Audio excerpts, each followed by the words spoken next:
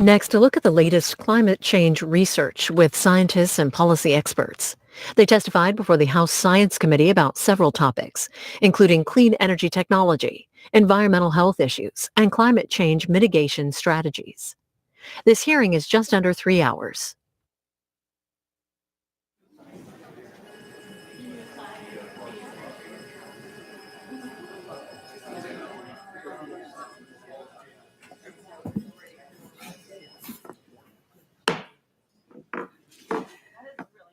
This hearing will come to order.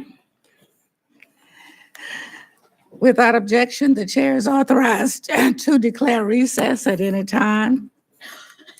Good morning and welcome to today's hearing entitled The State of Climate Science and Why It Matters. Let me first welcome everyone to the full committee hearing of the Committee on Science, Space, and Technology for the 116th Congress. I'm looking forward to a productive and collegial meeting today, one in which rigorous scientific discourse can help enable the creation of a sound public policy. Every committee is meeting because we've had to alter committee meetings this week because we've had 2 funerals. And so we will have members coming and going, and we hope that you'll understand. I also want to welcome all of our distinguished witnesses and thank them for their flexibility in making themselves available to participate in this rescheduled hearing. Today's hearing is the first in what will be multiple climate change-related hearings this Congress. Following the release of the IPCC Special Report on Global Warming of 1.5C and the National Climate Assessment last year, it is clear that we're responsible for our planet warming at an alarming rate. And we already feeling the impacts of this warming today. Setting the stage with the discussion of the most relevant and up-to-date scientific evidence from these and other reports will allow us to better understand the climate-related impacts we're experiencing in all of our districts. The evidence of continued unmitigated emissions of greenhouse gases is clear. Our coastal communities are dealing with sea level rise and ocean acidification. And all communities deal with more severe weather incidences and the increased exposure to extreme heat and poor air quality. Today's discussion on climate science is important to deepening our fundamental understanding of why the climate is changing and how this manifests in ways that impact society. It will also help us as we turn our focus to the role of science and innovative technology development to devise adaptation and mitigation strategies, which will have numerous positive benefits for our economy, our safety and security, and our public health. I'm glad we have the leading experts in these fields who work closely on these reports to guide our discussion. I also want to note that the impacts of climate change are not limited to what is described in these climate science reports. Just last week, NOAA's State of Climate Report for 2018 found that it was the wettest year for the contiguous U.S. in the past 35 years. NASA and NOAA also found that last year had the 4th highest global surface temperature since 1880. It has almost become a given that we can expect record-breaking temperatures every year, especially since the past 5 years has been the warmest in modern record. Though this administration has regrettably chosen to ignore the findings of its own scientists in regards to climate change, we as lawmakers have a responsibility to protect the public's interest. I plan to do this by making sure this committee is informed by the most relevant and up-to-date science as we work to conduct our legislative and oversight responsibilities.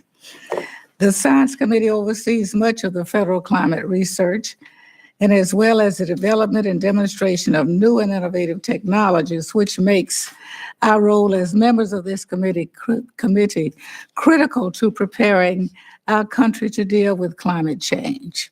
I look forward to kicking off a fruitful and informative discussion that will continue throughout this Congress on why we need to act on climate change now. Now I will recognize the ranking member's opening statement. Thank you, Chairwoman Johnson. And I would like to again thank you for holding this hearing and providing a flat platform to hold a constructive dialogue on the issue of climate change. I'm proud to be a Western Oklahoma farmer and to represent a resilient community of farmers. As any farmer can tell you, we are especially dependent on the weather. Droughts, heat waves come and go naturally, but the changing climate has intensified their impacts. We know the climate's changing and that global industrial activity has played a role in this phenomenon. But our communities, like farmers and ranchers in my district, need to know more about the extent to which a changing climate affects short and long-term weather patterns. I believe the federal government has a responsibility to prioritize research so that we can better understand the complex relationship between climate and weather and increase preparedness in our communities.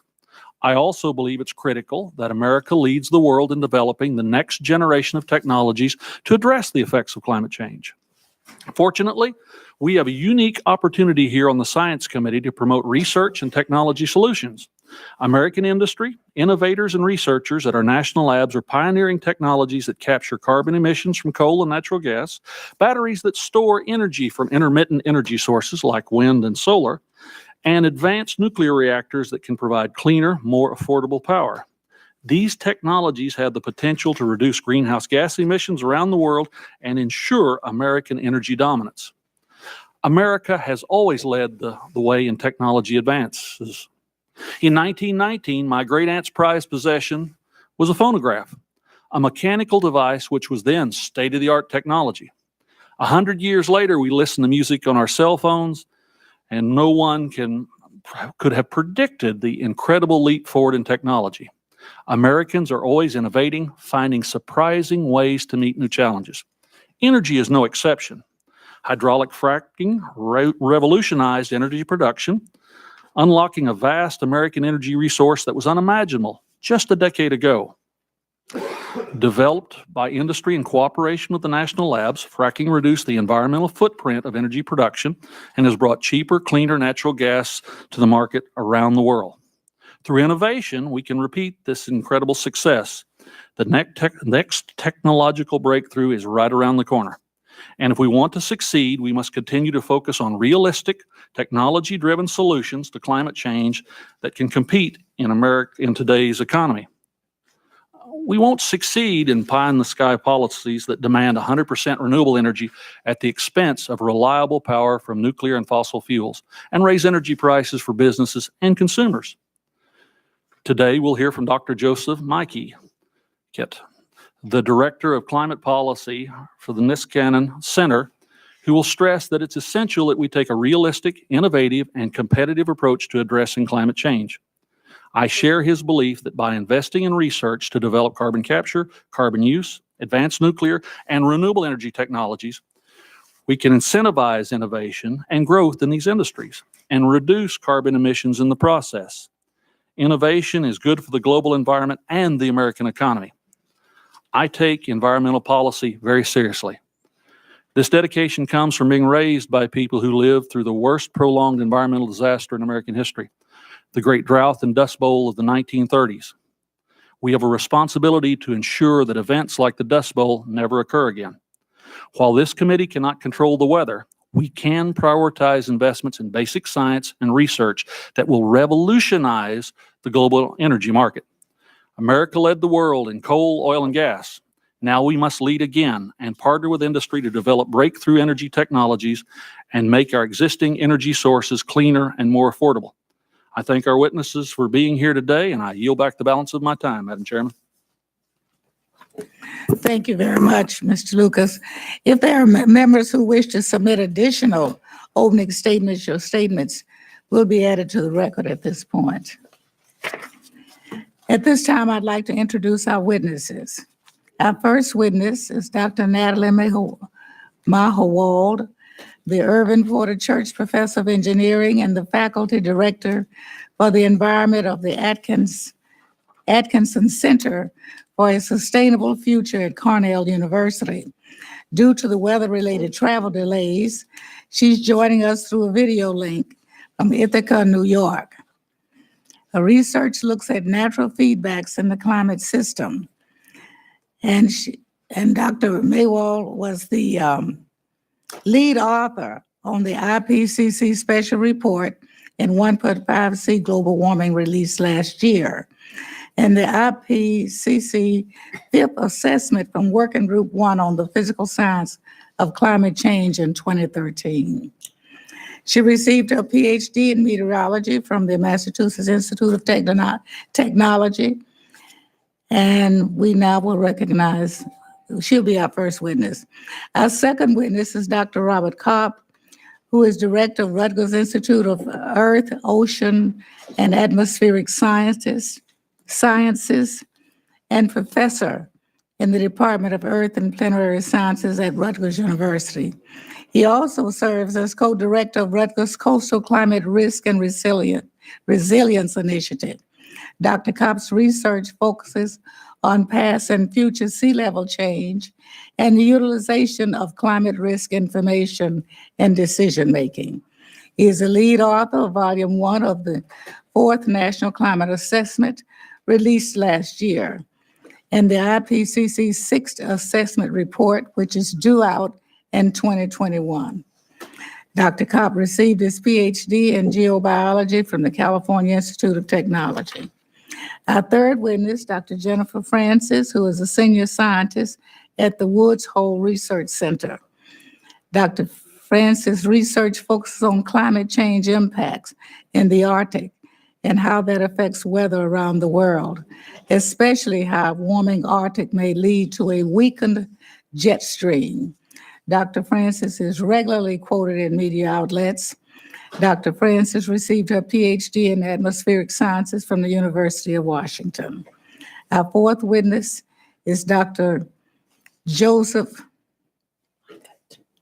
Makut from the Nicholson Center. He is an expert on climate science and policy and risk and uncertainty analysis for decision-making, and is frequently cited by media outlets on climate scientific research.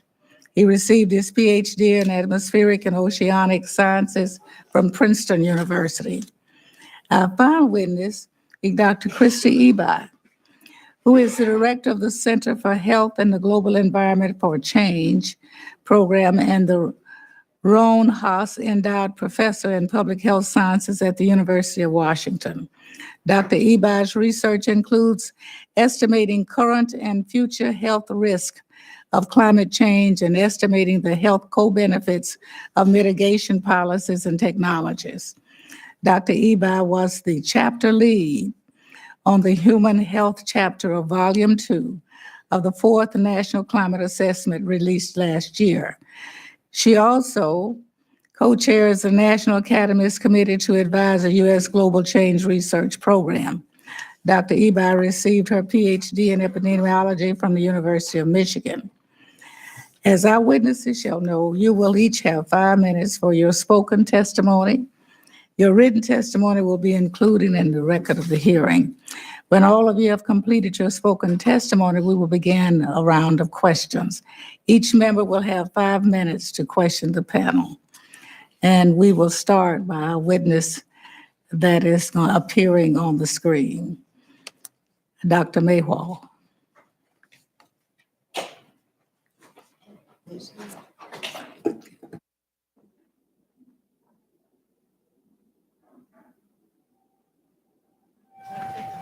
Acknowledges we can't.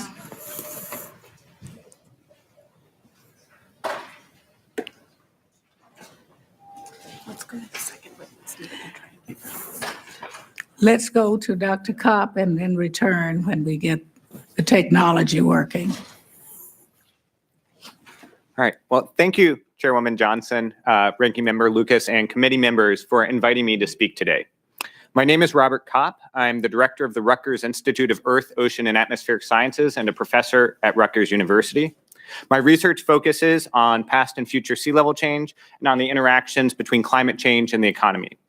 I served as one of the 29 lead authors of the first volume of the 4th National Climate Assessment, and I was invited here to speak to the 4th assessment. I should note that I'm doing so in my personal capacity, not to represent the U.S. Global Change Research Program or Rutgers.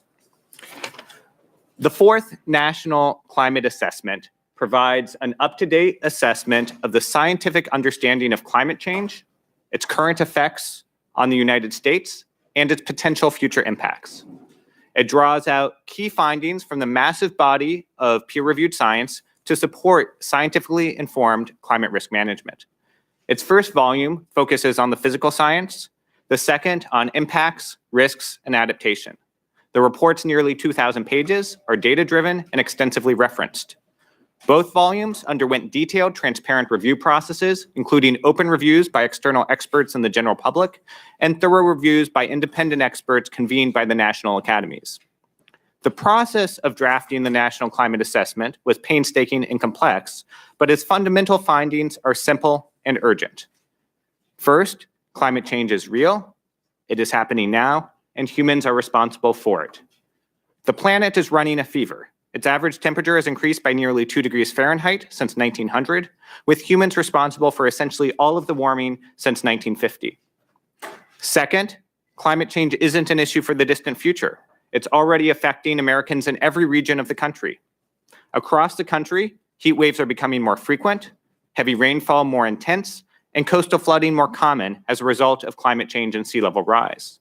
Studies show that climate change intensified the dry, hot summer of 2011 in Texas and Oklahoma, the recent drought in California, and the rainfall of Hurricane Harvey in 2017. Third, climate change is not just an environmental challenge. It's an economic challenge, an infrastructure challenge, a public health challenge, and a national security challenge. As the report notes, and I quote, "In the absence of more significant global mitigation efforts, climate change is projected to impose substantial damages on the U.S. economy, human health, and the environment, particularly in scenarios with limited adaptation." Fourth, every additional amount of greenhouse gas emitted makes climate change more severe. In order to stabilize global climate, at any level of warming, human emissions of carbon dioxide must be brought as close to zero as possible, with any continued emission of CO2 balanced by human removal of carbon dioxide from the atmosphere, whether that's by expanding forests or using new, little-tested technologies. In other words, to stabilize the global climate, net global carbon dioxide emissions must be brought to zero. The faster we reduce our emissions, the less severe the effects, and the lower the risk of unwelcome surprises. Fifth, though the pace is not yet adequate to minimize climate risk, Americans are already starting to respond by reducing emissions and beginning to adapt to climate change impacts. As the report notes, 110 cities, several states, and an increasing number of companies have adopted emissions reduction targets. The report highlights adaptation planning efforts by cities and transport systems, the use of innovative farming techniques to deal with wet and dry extremes, and efforts to manage water scarcity in places like the Colorado River Basin and Texas's Edwards Aquifer. These mitigation and adaptation efforts need to grow dramatically and rapidly to effectively manage climate risk. In conclusion, the National Climate Assessment shows that climate change is real, it's here, and we humans are responsible for it. To stabilize the global climate, we need to bring net global greenhouse gas emissions to zero. The sooner we do this, the smaller the risks to our economy, health, infrastructure, and security that we will have to manage. But even with strong emissions reductions, there will still be major adaptation challenges ahead. It's therefore essential that climate change become a routine and integrated part of decision-making at all levels, public and private, federal, state, and local. Thank you for holding this important hearing today. It's my hope that as a science committee, you will look closely at how to advance the climate science enterprise in a manner that supports climate risk management. Thank you very much, Dr. Cobb. Do we have that ready yet? I don't think so. Okay, we'll move to Dr. Francis. Good morning. My name is Jennifer Francis. I'm an atmospheric scientist at the Woods Hole Research Center in Massachusetts, and I study the connections between climate change and extreme weather. Thank you, Chairwoman Johnson and members of the committee, for the opportunity to testify here today. It's not your imagination. Extreme weather events have become more frequent in recent decades. If we could have figure 1, according to this analysis by Munich Re, one of the foremost reinsurance companies in the world, the occurrence of extreme weather events has nearly tripled since the 1980s. They're shown by the green, blue, and orange bars in this figure. Images of recent extreme weather events are etched into our memories. Neighborhoods flooded by feet of rain unleashed by Hurricanes Harvey and Florence. Docks sitting high and dry in California's reservoirs. And a sunken New Jersey roller coaster in the wake of Superstorm Sandy, to name only a few. Yes, extreme weather has always happened, but there's no question that it's more vicious now, and all the signs point to it getting worse as the globe continues to warm under a thickening blanket of greenhouse gases. Before I go any further, let's clear up a few definitions that sometimes cause confusion. Climate change versus global warming.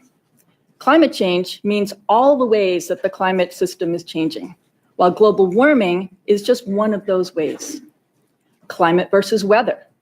Climate is the average of all the weather that occurs at a particular location, while weather is the day-to-day swings in temperature and precipitation. Think of climate as your personality and weather as your mood on any given day. The links between climate change and extreme weather are a hot topic of scientific research. Some of the connections are straightforward.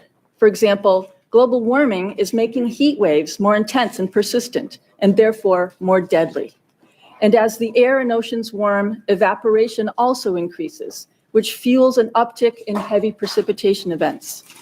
The warmer oceans are also fueling rapid intensification of tropical storms. And because sea level is higher, storm surges are doing more damage now. On a happier note, though, fewer low temperature records are being broken. All of these changes are clearly tied to a warming planet. Other less straightforward connections are emerging as well. The polar vortex has been in the news a lot lately, so let's start with winter extremes. The polar vortex is a frigid pool of air encircled by strong winds that sits up high above the Arctic only during winter. Recent studies suggest it has been weakening and deforming more often lately. And when that happens, extreme cold and hot temperatures strike the northern hemisphere. If I could have the next figure, please. This map of temperature departures during the recent eastern cold snap demonstrates this clearly. So even though cold records are being broken less often, severe cold spells and heat waves will still happen. Turning southward, global warming appears to be widening the tropics. This may sound like a good thing, but it's causing abnormal heat and drought in temperate regions such as Australia, Southern California, and South Africa. We're also learning that earlier spring snowmelt is causing high latitude land areas to dry out and warm up faster. This creates land temperature patterns that can trap summer weather systems and make them stagnant. Studies have linked deadly summer heat waves and floods to this change in the climate. Finally, rapid Arctic warming may be favoring weather regimes that exacerbate drought, heat, and wildfires in our western states, while stacking the deck towards cool and stormy conditions in the east. Remember the parade of bomb cyclones that struck the eastern seaboard last winter? This pattern was responsible. In a nutshell, we know that our atmosphere is warmer and wetter, which alters every weather event that happens now. It's relatively easy to determine that climate change made Harvey's rainfall more intense, but it's much harder to say whether Harvey would have stalled over Houston in the absence of climate change. There's no doubt that the Arctic has warmed much faster than elsewhere, but whether Arctic air is surging southward more frequently now because of climate change is a cutting-edge research question. This is just a sampling of the many topics being studied in our universities and research laboratories, the results of which are crucial to understanding climate change impacts, knowledge that will help decision makers and each of us prepare for a future with even more destructive weather extremes. Clearly, more work is needed to confirm or reject these complex relationships, though many are already coming into sharp focus. Thank you again for inviting me to be here. Thank you, Dr. Francis. Dr. Mycutt. Good morning, and thank you for having me, Chairwoman Johnson, Ranking Member Lucas, members of the committee. My name is Joseph Mikett, and I'm the Director of Climate Policy at the Niskanen Center, which is a 501c3 located here in Washington. We work to promote public policy to advance an open society, and particularly in climate, we promote a mainstream understanding of climate science. It's nothing to be afraid of. We aim to better characterize the risks of climate change. And on the policy side, we support market-based policies to reduce greenhouse gas emissions.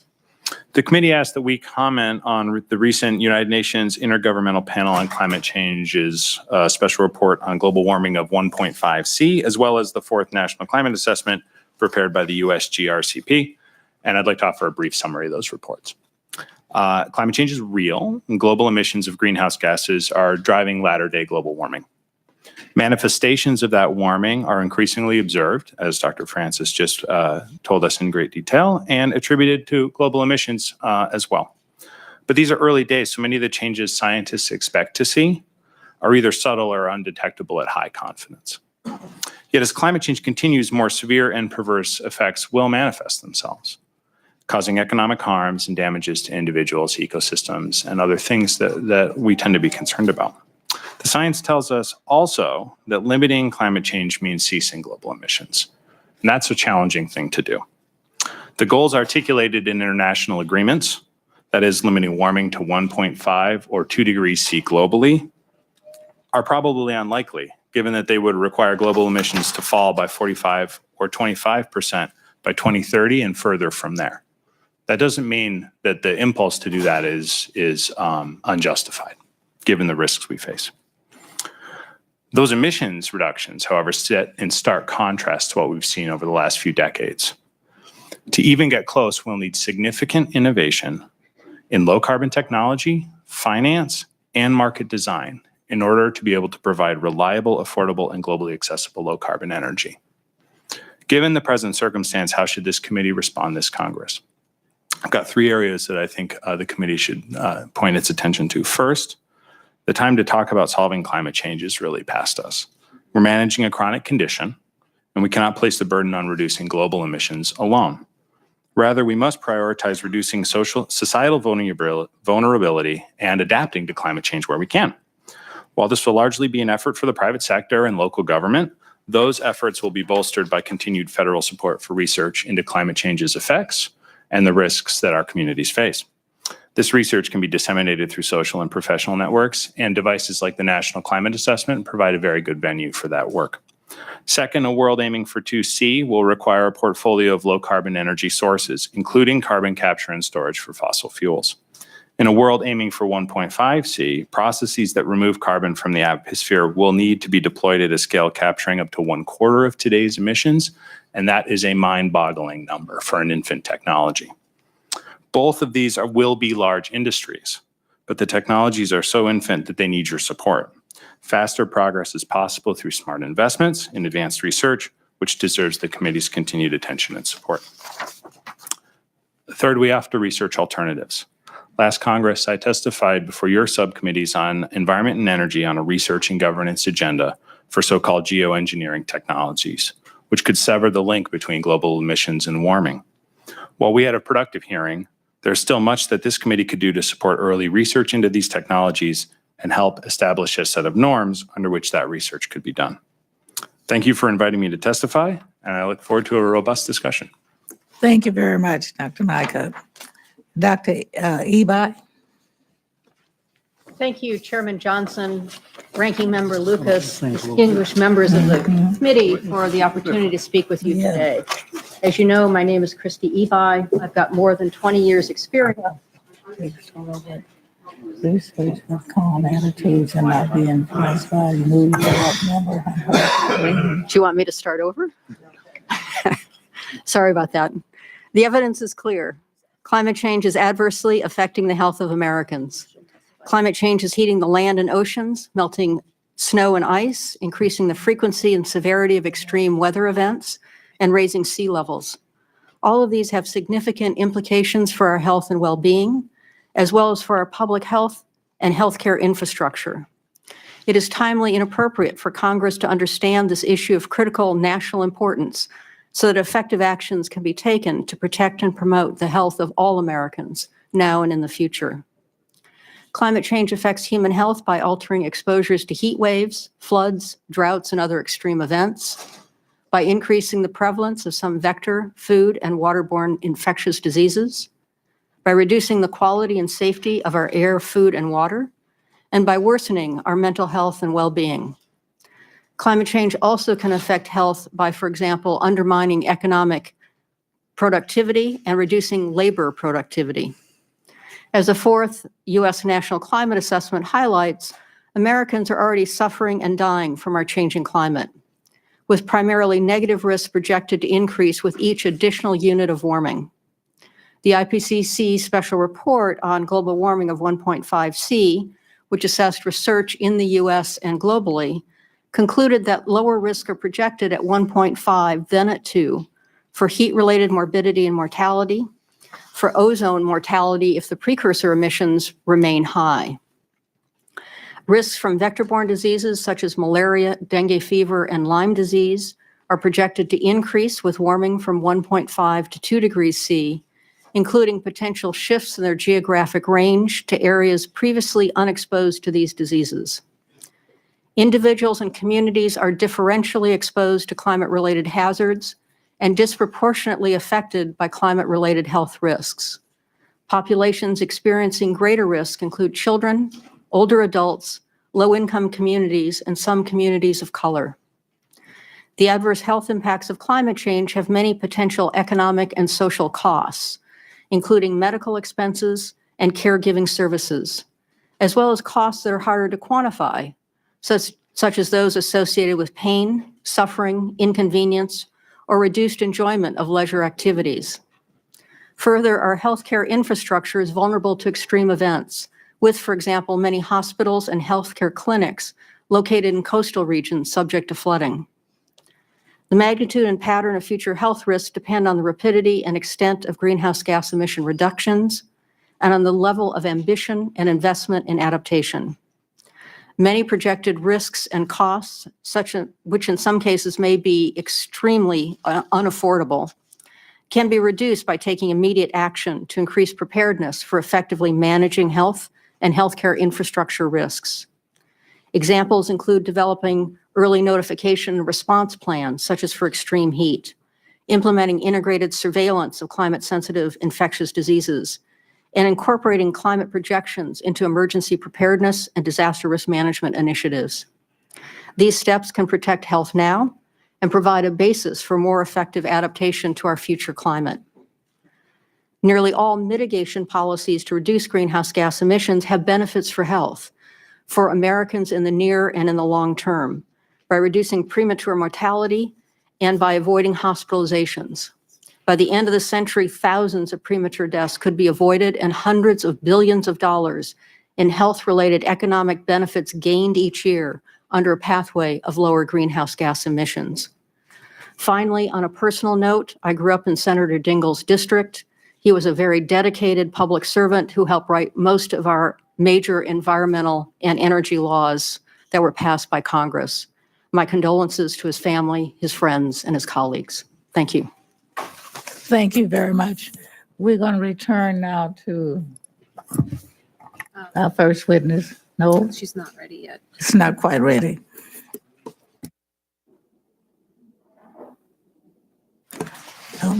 Let me thank all of the witnesses. We now will go to our first round of questions. I will go through a few questions I have at the beginning. Last month's government shutdown lasted for 35 days. During that time, many federal science activities were put on hold. While some essential activities continued, like the National Weather Service forecast, many other activities stopped entirely, like updates to NOAA's climate and hurricane models. There were also staffing issues, like the National Center for Environmental Protection, which had just one person out of 200 on staff during the shutdown. These questions are for all of you that would like to respond. First question, what are the short and long-term impacts of a government shutdown on federal climate science? And with the United States currently a global leader in climate climate science, how do government shutdowns risk the U.S. leadership in producing top climate science, and what impact does it have on the rest of the world? We are heading to another potential shutdown, but hopefully it won't occur. But what are the top risks of our climate science enterprise if another shutdown is a reality? You can start, Dr. Kopp. Sure, I'll just give a couple quick examples. So during the last shutdown, I was at a IPCC lead author meeting in Vancouver, and there were several of our co-authors who couldn't make it there because of the shutdown. And of course, if you're looking on a large collaboration, having people who not only can't be there, but also can't even be there remotely, sort of makes you an unreliable partner, right? And so if you ask how does this affect U.S. leadership? Well, if we are an unreliable partner in international collaborations, that does make it harder for us to be a leader. Another example, one of my co-authors at NOAA, we were working on a paper together. He didn't have access to his computer or data during the shutdown, and so all the analyses that might have happened during that time were stalled. It's one thing if this is a couple of weeks, but if it's a chronic condition, this really accumulates. I would just add to what Dr. Kopp has mentioned. There were several major scientific conferences that occurred during the shutdown, and a large number of government employees were just unable to attend and present the research that they'd been working on for literally years, which is a huge detriment to their careers. Also, several field programs that were supposed to occur could not. So in some cases, those field programs maybe won't happen ever, or at least they'll be delayed for a year or more because there's a lot of planning and logistics that have to be lined up to make those field programs work. There was also a big delay in processing proposals for more research or processing reports on that research, and all of that just delays the progress of science. Thank you.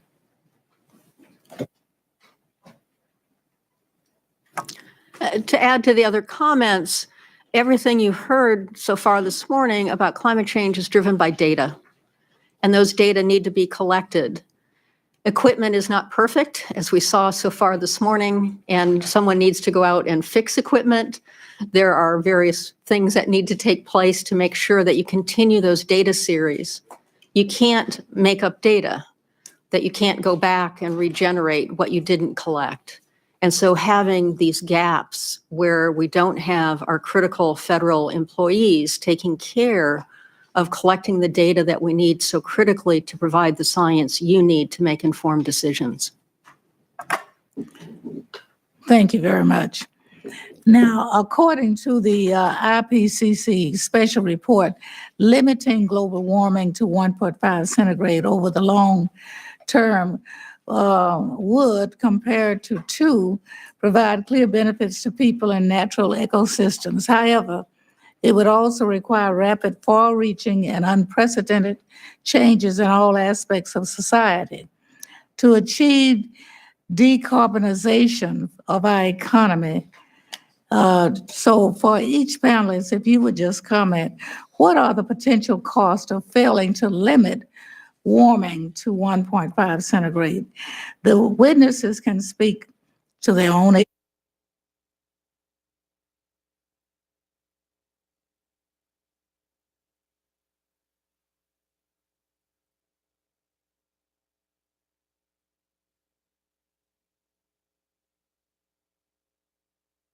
Levels in Europe, end quote, which was about $8.70 per gallon.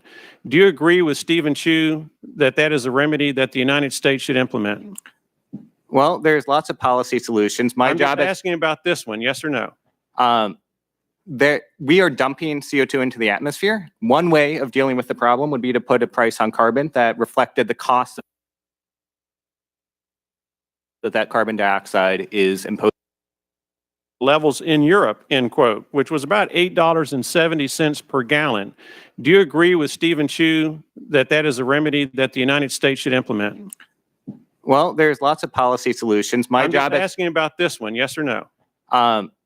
that we are dumping CO2 into the atmosphere. One way of dealing with the problem would be to put a price on carbon that reflected the cost that carbon dioxide is imposing on the world. Is that a yes or a no? I'm going to give you the scientific answer and say, it depends. It's one of the solutions that would work. All right, thank you, Madam Chairman. Appreciate the time.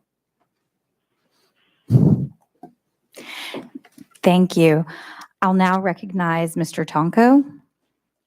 Thank you, Madam Chairman, and I thank Chairwoman Johnson for holding what I think is a very important hearing today and for our witnesses for joining us. I am beyond excited that as a committee, we are committing to seriously examining and addressing the urgent threat of climate change. I'm glad that this majority is focused on climate change and that we have stepped up to face the task at hand. And in particular, as a member of the Science Committee, I'm proud that after so many years of inaction, we're moving forward and giving this critical issue the time and focus it deserves and requires. Inaction is expensive. As we address climate change, our planning must be science-based and evidence-based. The overwhelmingly majority of the scientific community knows that climate change is happening and that we are already feeling the impacts. The scientific evidence on climate change clearly tells us that we need to take action. Taking action means there will be challenges, but also opportunities. We have a real opportunity to transform our economy to one that is cleaner, safer, and more just. We have the chance to advance clean energy technologies, design the infrastructure of the future that will help communities endure and rethink every industry we have ever known. Investing in solutions and resilience today will help manage and limit those risks and serve as a foundation for job creation, healthier communities, and economic opportunity. It has been a decade since the House last seriously attempted to address climate change. And with that, Dr. Mahawald, and I will address you as a fellow upstate New Yorker, and I know what weather can mean at this time of year. So we're sorry that you're not with us, but thank you for joining us via technology. So, Doctor, how has our understanding of climate science and its impacts developed over the past 10 years? Thank you very much for the question and for your understanding of upstate New York's weather. Our understanding of climate science over the last 10 years has really benefited from the leaps in technology in terms of computer simulations, some of the big data analysis methods that we now have. And some of what that has allowed us to do is to really see the impact of small changes in temperature on humans and ecosystems. And this was highlighted in the 1.5 report. Often what scientists do is we simply look at the big changes. But for this particular report, we were asked to look at the difference between 1.5 and 2 degrees, and we focused on that with almost 6,000 new studies were assessed in that report, and really focused on what small changes in temperature can do in terms of impacts on humans. And that report highlights that small temperature changes, for example, can have a big impact. Thank you. Thank you very much. And when many talk about climate change, they associate the tone of urgency. Do you think there is more or less urgency than we faced a decade ago? Thank you for the question. I think there's more urgency. Every day, there's more people on this planet asking for more energy, and we're building more facilities. And right now, the technologies that people use just by default is technologies that emit a lot of carbon dioxide.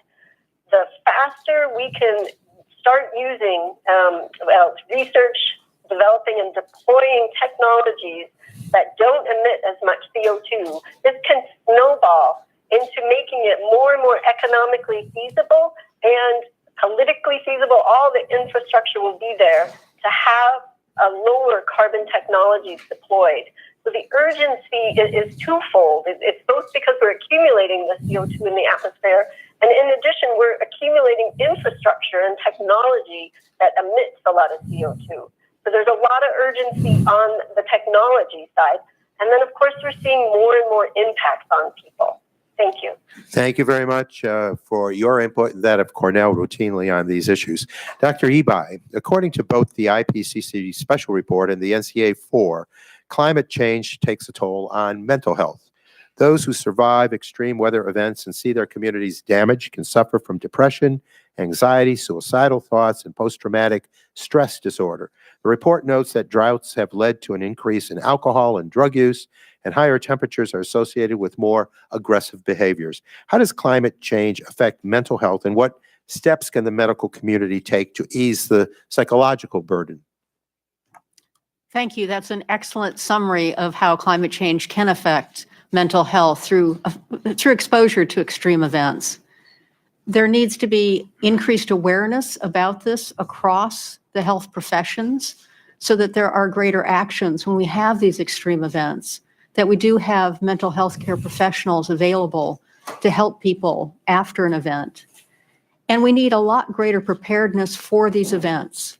If the U.S. was as prepared as it should be, we wouldn't have seen the impacts we've seen over the last couple of years. So investing in adaptation, investing in making sure we understand what future risks could look like, we're better able then to handle all of the challenges, including the mental health ones. Thank you. Thank you very much. With that, I yield back, Madam Chair. Thank you.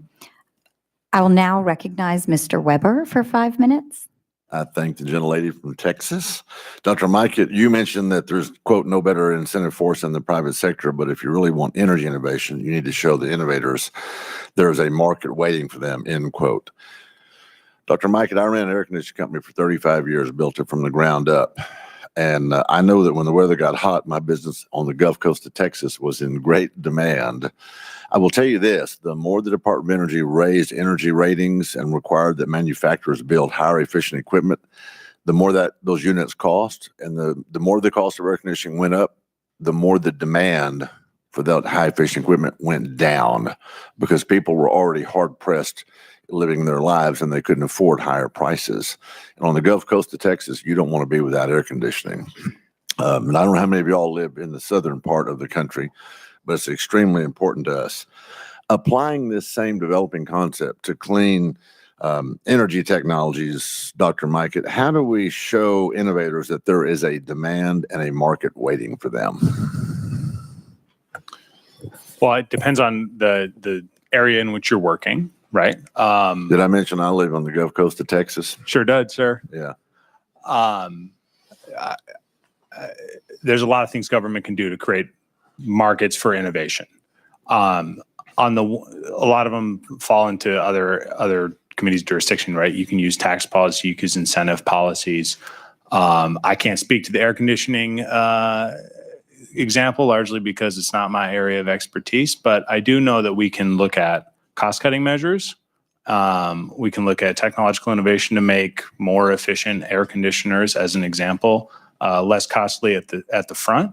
We can look at financing mechanisms that amortize maybe a more efficient air conditioner costs less to use over time. So how do you find ways to help people make an upfront capital investment, et cetera? Okay, I'm going to move along a little bit. That's a great thought. Ranking Member Lucas said the push down from the top was the last thing we want to do because it would dramatically raise energy prices. And then there was some discussion between the witnesses with one of the members about raising those energy prices. Do we raise those energy prices to whatever it takes? I know, Dr. Kopp, you didn't have an exact price, but do we just commit to raising them to whatever it takes? Dr. Kopp? Oh, I'd say a number of the policy solutions you're talking about would raise the per unit energy price. But the idea behind trying to get the markets to work is that you wouldn't necessarily be raising the amount that people are spending on energy, because to take the air conditioning example that Dr. Mike was talking about, right? Cost a little bit more upfront, just like solar costs a little bit more than a coal power plant upfront. But you spend less over time. Okay. So a lot of these policies wouldn't necessarily increase total. Let me move down. So Dr. Francis, whatever price it takes to get to that point, is that kind of the philosophy here? Does it matter if we raise energy prices? I don't think it's fair to say that whatever cost it takes, but I think we need to have a strategic plan. Would you put a percentage on that, raise them 10%, 20%, 15%?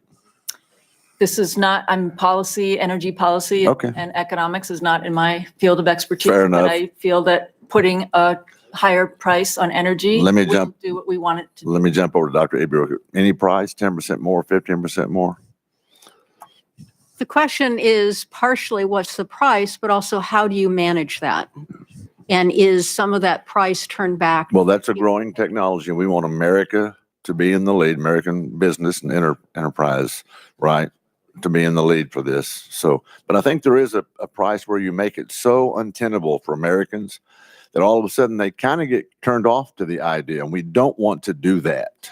That's my point. Let me move on. Mr. Lucas said that in his state, he's got lots of windmills, and I think you said you could see them from one horizon to the next. Have you ever noticed that on the hottest day of the year, the windmills aren't turning, and that's why it's the hottest day of the year? I mean, it's unbelievable that we can't rely on those. When it comes to national security, and you mentioned this, Dr. Kopp, actually in your comments, we're going to need a backup that our country can depend on, and it's going to have to be fossil fuel. I can tell you about requirements for energy. I'm working on nuclear energy capability. It needs to be at the table. It needs to be a major part of our portfolio.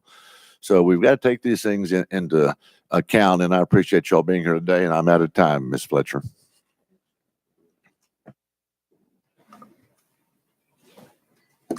Thank you. I'll now recognize Mr. Foster for 5 minutes. Thank you, Madam Chair. And first, I'd like to thank Chairwoman Johnson for convening this important hearing. The climate challenges facing humanity are large, and unfortunately, serious debate on the best path forward has often been stifled by the politicization of this issue, at least in this committee. For years, too often, we found ourselves wasting time arguing with non-technical witnesses about, for example, whether or not it's a matter of scientific debate, whether or not it would be a good thing if the Greenland ice sheet melted. So I was really thrilled to see some of the changes that appear to be occurring in this committee. Over the last several years, I have to say, and on a personal note, I've grown truly tired of introducing myself as the only PhD natural scientist in the U.S. Congress. And to that end, I am thrilled to welcome onto the committee and into Congress Dr. Jim Baird as the second PhD natural scientist in the U.S. Congress. And I would also like to congratulate my Republican colleagues on their wisdom in appointing him as the ranking member of the research subcommittee. More to that point, I'd also like to thank Ranking Member Lucas and my Republican colleagues for selecting Dr. Makett as their witness for this hearing. He's someone with a PhD in relevant science, and someone with views which are inside the scientific mainstream, and that's refreshing.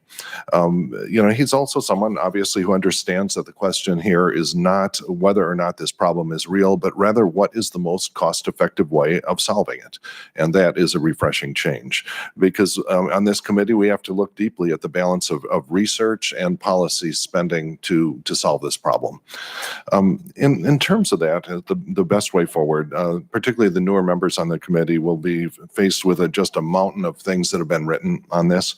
And what I consider the best synthesis that I've seen was actually presented by former Energy Secretary Moniz in his testimony to the Senate last week in a report that he highlighted by the Energy Futures Initiative, which he's one of the leaders on, entitled Advancing the Landscape of Clean Energy Innovation. Really, to my mind, touches the main points of what knobs we should be operating in our government, both in terms of technological research, private sector efforts, and public-private partnerships to solve this problem. And so without, I would at this point like to ask unanimous consent to enter into the record the report of the Energy Futures Initiative entitled Advancing the Landscape of the Clean Energy Innovation. Without objection. And so now I actually had one technical question for the entire panel. It seems to me that one of the changes in the last several years in the thinking on climate is the rising of the profile of methane as a significant greenhouse gas. That if you look at the impressive progress, apparent progress in the decarbonization of the U.S., a big part of that's by converting coal to natural gas use. And it now appears true that a large single-digit digit percentage of the methane that we burn actually gets vented directly to the atmosphere before combustion. And so if that is true, the fact that it's such a potent greenhouse gas really negates a lot of the progress in converting coal to natural gas. And apparently the technology to detect the thousands of small methane leaks is tough, and it's not going to be cheap. So I wonder if you had any thinking on what we do about the methane problem and where the research that could really make a difference there would be. We can just go down the line if you wanted.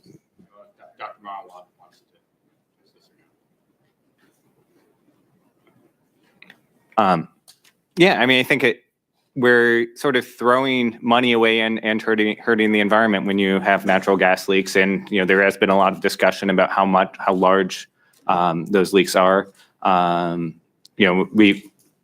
There are all the incentives are there to try to solve those problems. And if it's not happening, that might be a good area for this committee to figure out how to push it along. Yeah. I think one of the difficulties I've heard pronounced is that it's simply, finding a very large number of small leaks is not cost effective in terms of the savings in natural gas. And that's one of the things that makes it tough, at least with current technology. So I would just like to bring up another issue related to methane, and that is the fact that the permafrost areas in the high Arctic are warming dramatically. We expect to see a lot more thawing happen.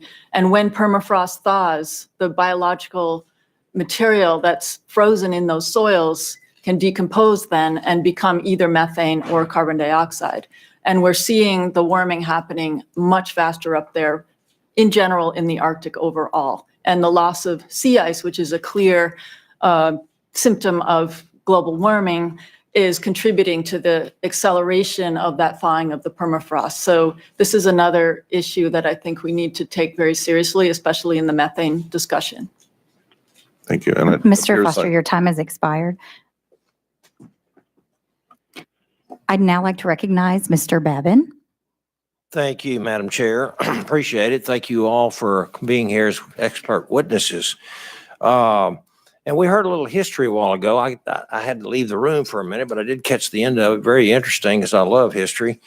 Are you familiar, Dr. Kopp, with the Norse settlements in Iceland and Greenland, but around the year 1000, and that there was farming and animal husbandry in Greenland for nearly 300 years, which lasted up until about 1300. And then we had what we call the Little Ice Age, which lasted up till about 1700.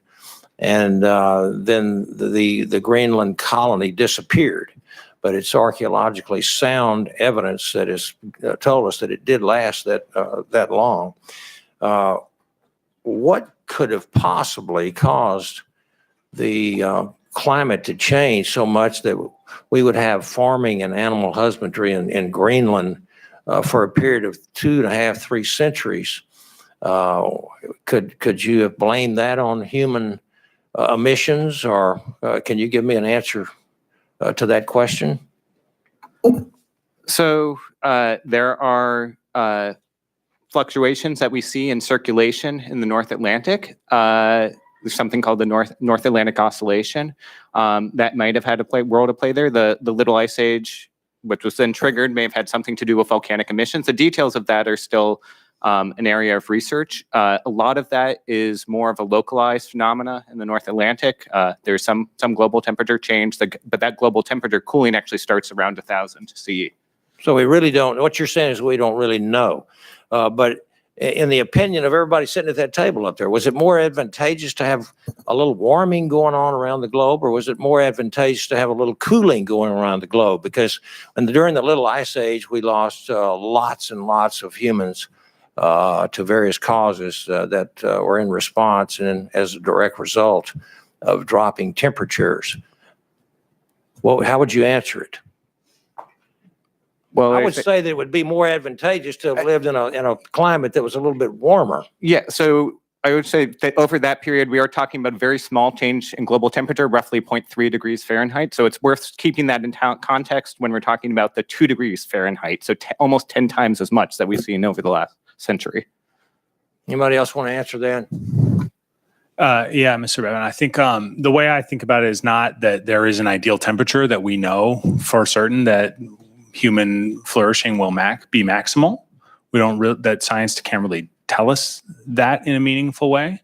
What we do know is we've built our society around the temperatures that we encountered over the last 200, 300 years. And as Dr. Kopp says, we're fixing to change those temperatures quite a bit. And that rapid transition is the cause for concern. But we do know that when Canada and the upper part of the United States was uninhabitable during the Ice Age, that it certainly wouldn't have been conducive to economic development. I just feel like, there's no question that our climate is changing, no question whatsoever.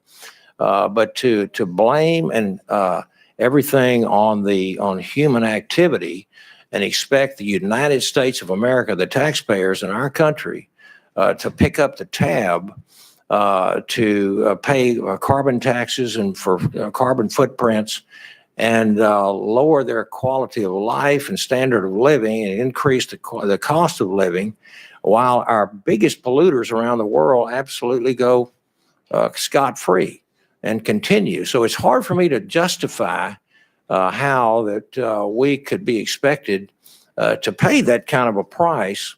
And I want to ask one more question too. Do you support a transparent and full accounting of costs, benefits, and projected impacts to the global climate of individual climate policy proposals? I'm going to ask Dr. Ahey, is that the way you pronounce your name? I'm sorry.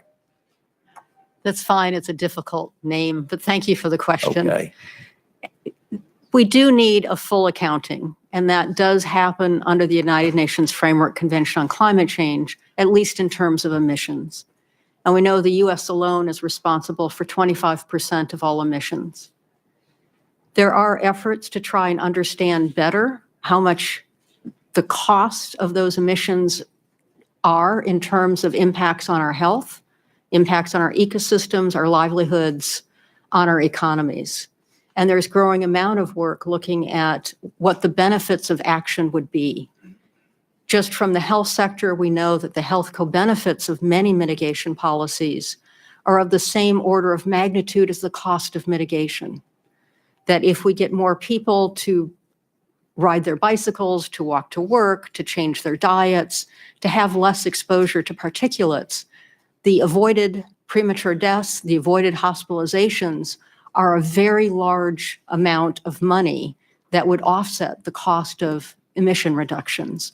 So we do need to look much more broadly at the cost and the benefits, taking into account who bears the cost and who reaps the benefits, and how to make sure that this is done in a way that's as fair as possible. But if we're responsible for 25% of the emissions, as you say, then why should we pay on nearly 100% of the cost? Because it sounds like that's kind of where that's the direction that you folks would have us go. And I think my time is over and expired. So Yes, sir. I believe your time is expired. Thank you.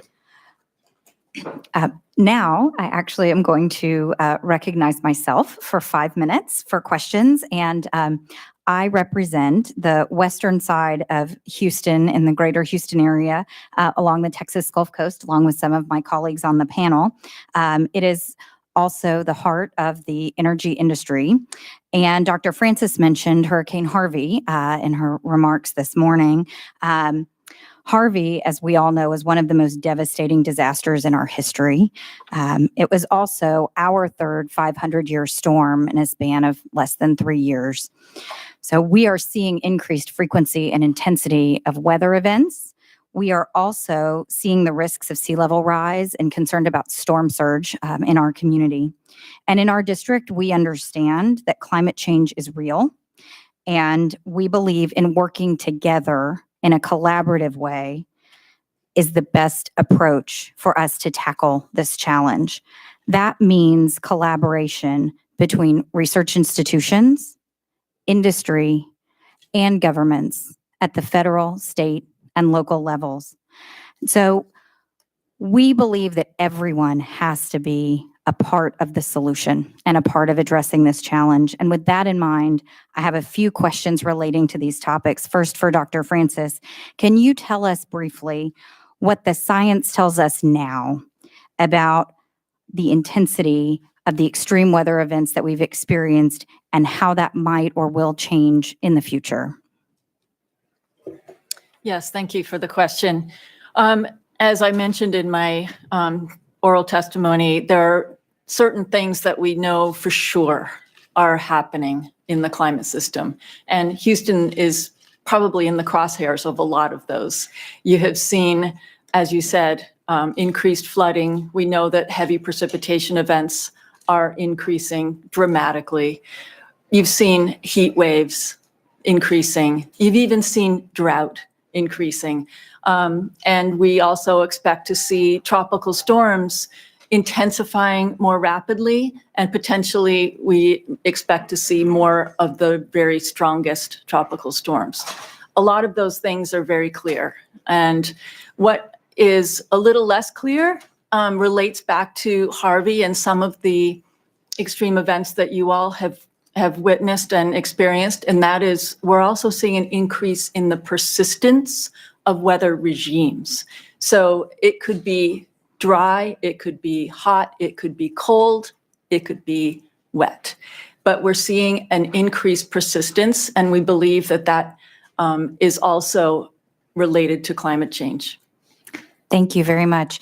And more broadly for the panel, we do believe it's important to include everyone in working together on these solutions. So in particular, do any of you all have experience with or suggestions on how the energy industry can work together with your institutions and with those of us who are making policy to be part of the solution towards climate mitigation?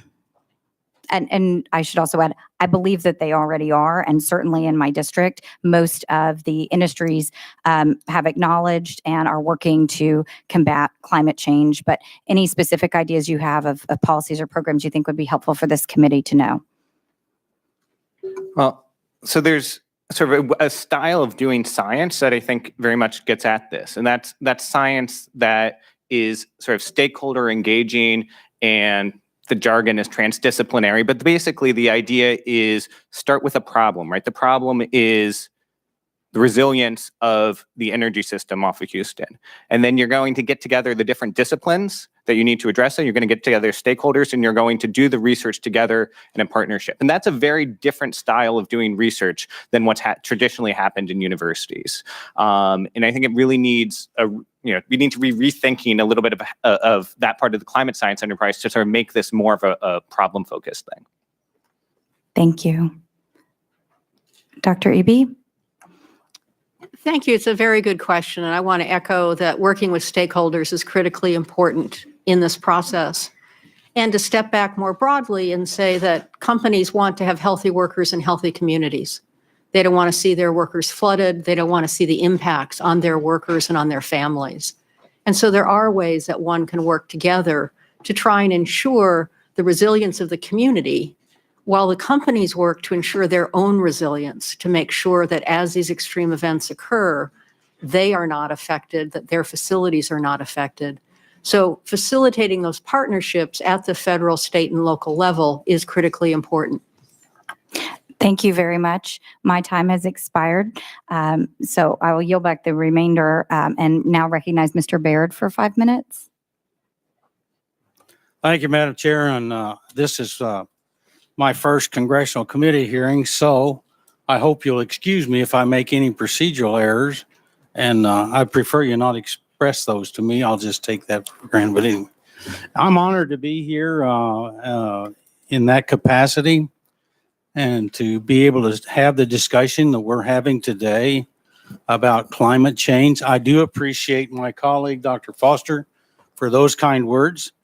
But as a farmer and an animal scientist, I know the importance of leaving the land healthier than what we found it for our next generation. I've got grandchildren, and I think it's important to those children and grandchildren.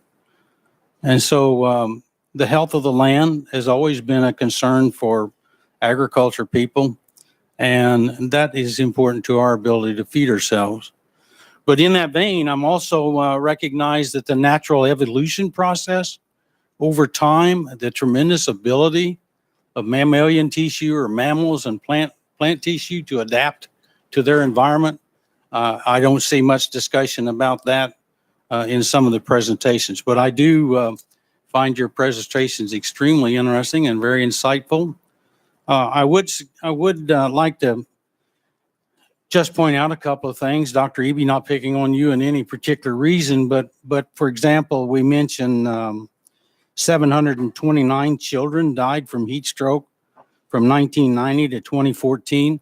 So I guess my question there is that because the automobiles were better?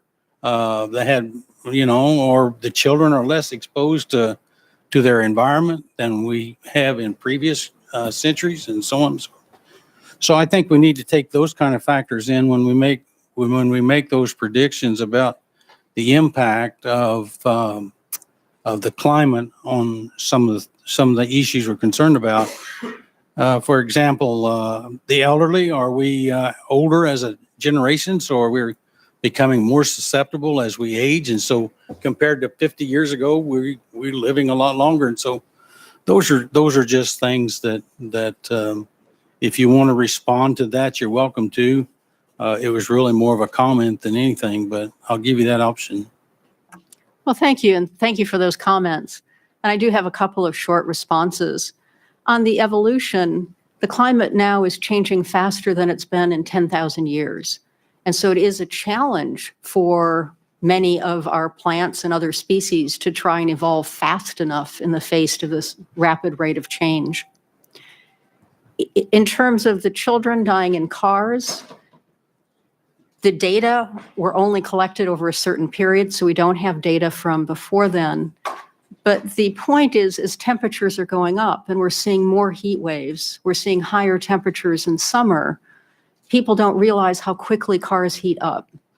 And so it's terribly unfortunate how many infants are dying in cars because people don't realize, as they say, I'm only going to be gone for a minute, that minute may be too much for an infant in the higher temperatures we're experiencing now. I really understand that and can appreciate that. And I think that's a tremendous mistake that parents make in doing. But my question comes back to, is that because the cars are tighter, the windshields are better, the glass heats up more, and so on? No excuse for leaving those children. I don't want to comment about that. That's okay. We're okay there. But I do have some questions for Dr. Mikett. In the developing field of technology, the United States, I think we ought to be a leader in that because we have the ability and the talent to do it. We have the research capability. So my question to you is, are we behind other countries in our developing a cleaner environment, cleaner energy sources?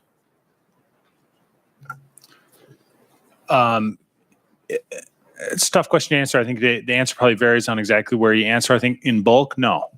The U.S. research enterprise is really strong. We provide a lot of resources to that enterprise. And if you look at environmental performance, not just on climate, but in other issues over the last decades, we're doing pretty well. So would it be fair to say that our country makes a lot more investments in cleaner energy sources than another country around the world in terms of reducing our pollution, even though we use a lot of the fossil fuels? Don't know the relative spending. Sorry.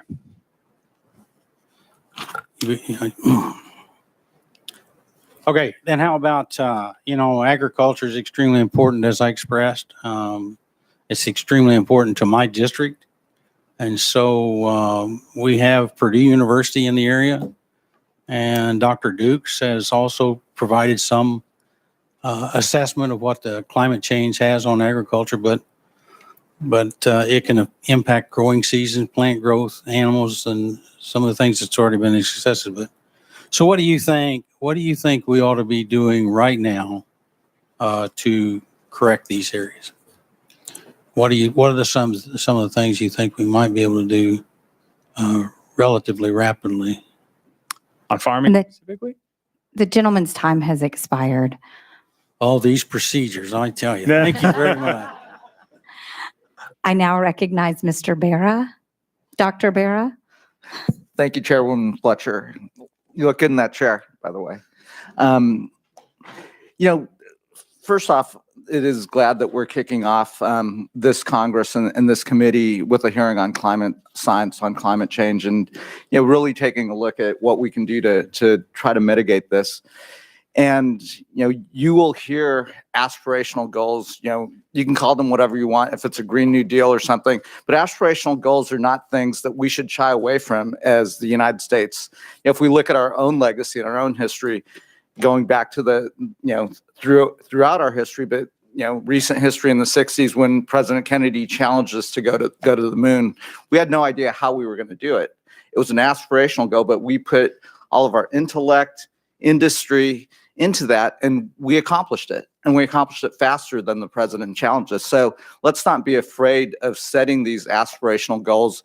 And we know from going to the moon and the whole Apollo program, it was economically sound as well, because we can think about all the industries and innovation and discovery that came from that. I'm proud to be a Californian. I'm a lifelong Californian. And in our state, we did pass legislation recently that moves us to the goal of 100% clean energy by 2045. That is an aspirational goal. But we also know we're the 5th largest economy in the world. It hasn't stifled our economy. In fact, there's over 500,000 clean and renewable energy jobs in California, and that's growing. So again, we don't have to be afraid of setting those goals. Dr. Kopp, I think you mentioned getting to that goal of net zero global greenhouse gas emissions. I think that's an aspirational goal, but let's set that goal out there and then let's work towards it and use our innovation and intellect to get there. I've got, from a science perspective and a question, and I'll let all the witnesses comment on this. There's also the issue of the carbon that is already sequestered in our atmosphere. And from the scientific perspective, what are the things, we're not talking about mitigating future emissions, but are there ideas out there for us to degrade the carbon that already is up there that is trapped? If Dr. Mahmoud wants to take first crack at that. Sure, whoever wants. Go I'm ahead. happy to speak if I'm able. Yeah, please. The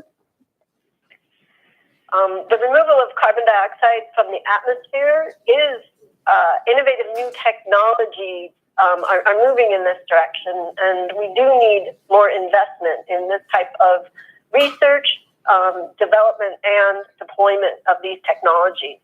There are some sectors that are going to be very difficult to cut the CO2 emissions from, and removing carbon dioxide from the atmosphere is a very good method of reducing climate risk at the same time as we are working to mitigate as well as adapt in other areas. So, for example, if you want to sequester more carbon in agricultural soils, this not only reduces the carbon dioxide in the atmosphere, it also makes the agricultural soils more resilient to climate change, as an example. But there's 2 recent National Academies reports on how to look at carbon dioxide removal, and I think it's an area that the United States should invest more research and set up the business environment to allow companies to invest more in. Thank you. Great, thank you. Dr. Kopp? Yeah, just to add on to that, there's a wide range of approaches you can take, from expanding forests, which is slow, but we know works, to a variety of technological approaches that, as I said in my opening remarks, are sort of new and untested. I think one thing to keep in mind is that the amount of warming we have is roughly proportional to all the CO2 we've emitted. So if we want to reverse warming by removing CO2 from the atmosphere, we're going to have to talk about building infrastructure that's of a scale comparable to that we're currently using to put CO2 into the atmosphere, right? So the first use of these technologies are going to be, as Dr. Marwell mentioned, for areas where it's hard to get the CO2 out. But if we want to talk about reversing climate change, we're talking about huge growth of this area using technologies that are still really to be developed. Great. Any last comments, please? One last comment to go to what you said at the beginning. I'm at a very large state university, and students are so excited about the possibilities of working in this area. Students want to contribute to the solutions. They want the training. so that they can be part of this transition that we're going to undergo? So it's a lot like those of us who were growing up in the 60s during the space race. It's inspiring, and let's not be afraid of setting those aspirational goals. I'll yield back. Thank you. And before we move on to our next questions, I would like to enter into the record without objection a consensus letter to Congress from 31 nonpartisan scientific societies that acknowledge and affirm human contributions to climate change and notes the severity of climate change impacts is increasing and is expected to increase substantially in the coming decades. With that, I recognize Mr. Waltz for 5 minutes. Thank you, Madam Chairman. So my district's in Northeast Florida. I grew up on Florida beaches. The seas are rising. Anyone who's grown up there knows that the beach is smaller than when I was a child. I just don't see how that's disputable. But I do want America to lead this effort. We've led the world in coal, oil, and gas development. Now we need to do it with rapidly growing clean energy markets. I think to succeed, we need a very broad portfolio of emphasis here, low cost technologies to speed the transition to renewable, cleaner energy. I think that includes nuclear. Undeniably, I would caution my colleagues.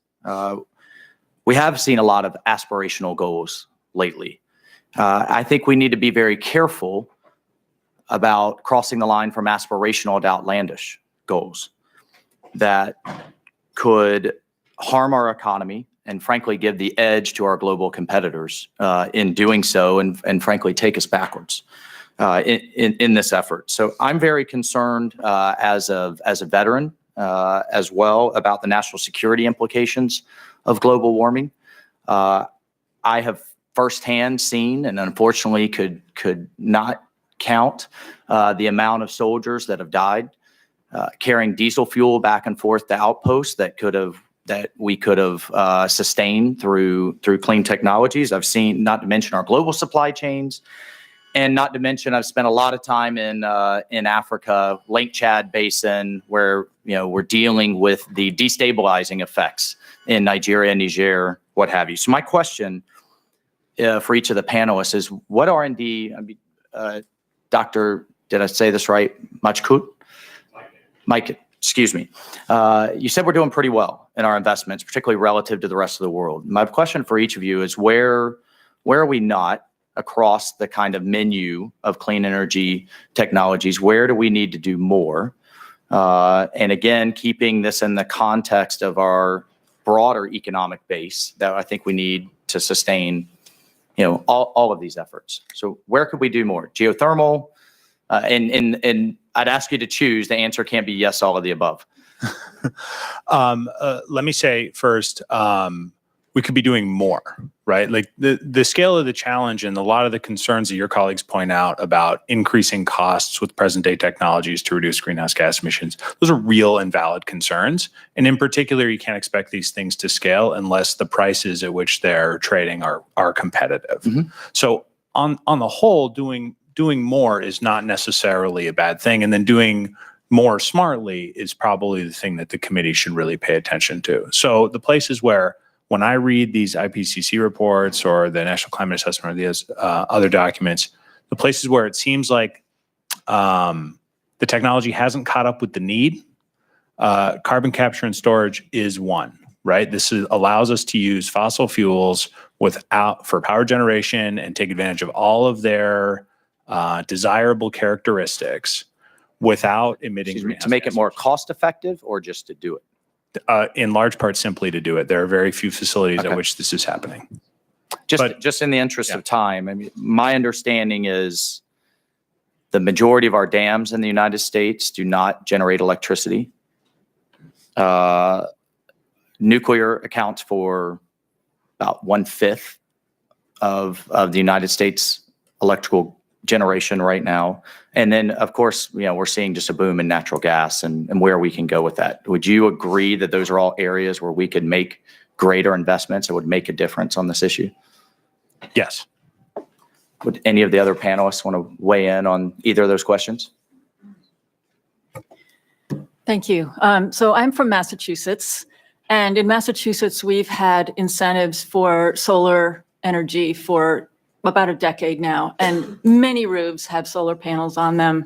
To put a solar array on your roof now, the payback period is about 6 years before you start basically making money on your investment. It saddens me to fly over your state, frankly, because I look down and I see almost no roofs with solar panels on them. And you're just missing a huge opportunity. And yes, it took some incentives to get the ball rolling down the hill, but now the incentives in Massachusetts are disappearing and still people are putting solar on their I would roofs. point out that in Samsula, Florida, Florida Power and Light has a 1,200 solar facility. It's estimated to provide electricity to 14,000 homes, 30 million solar panels by 2030.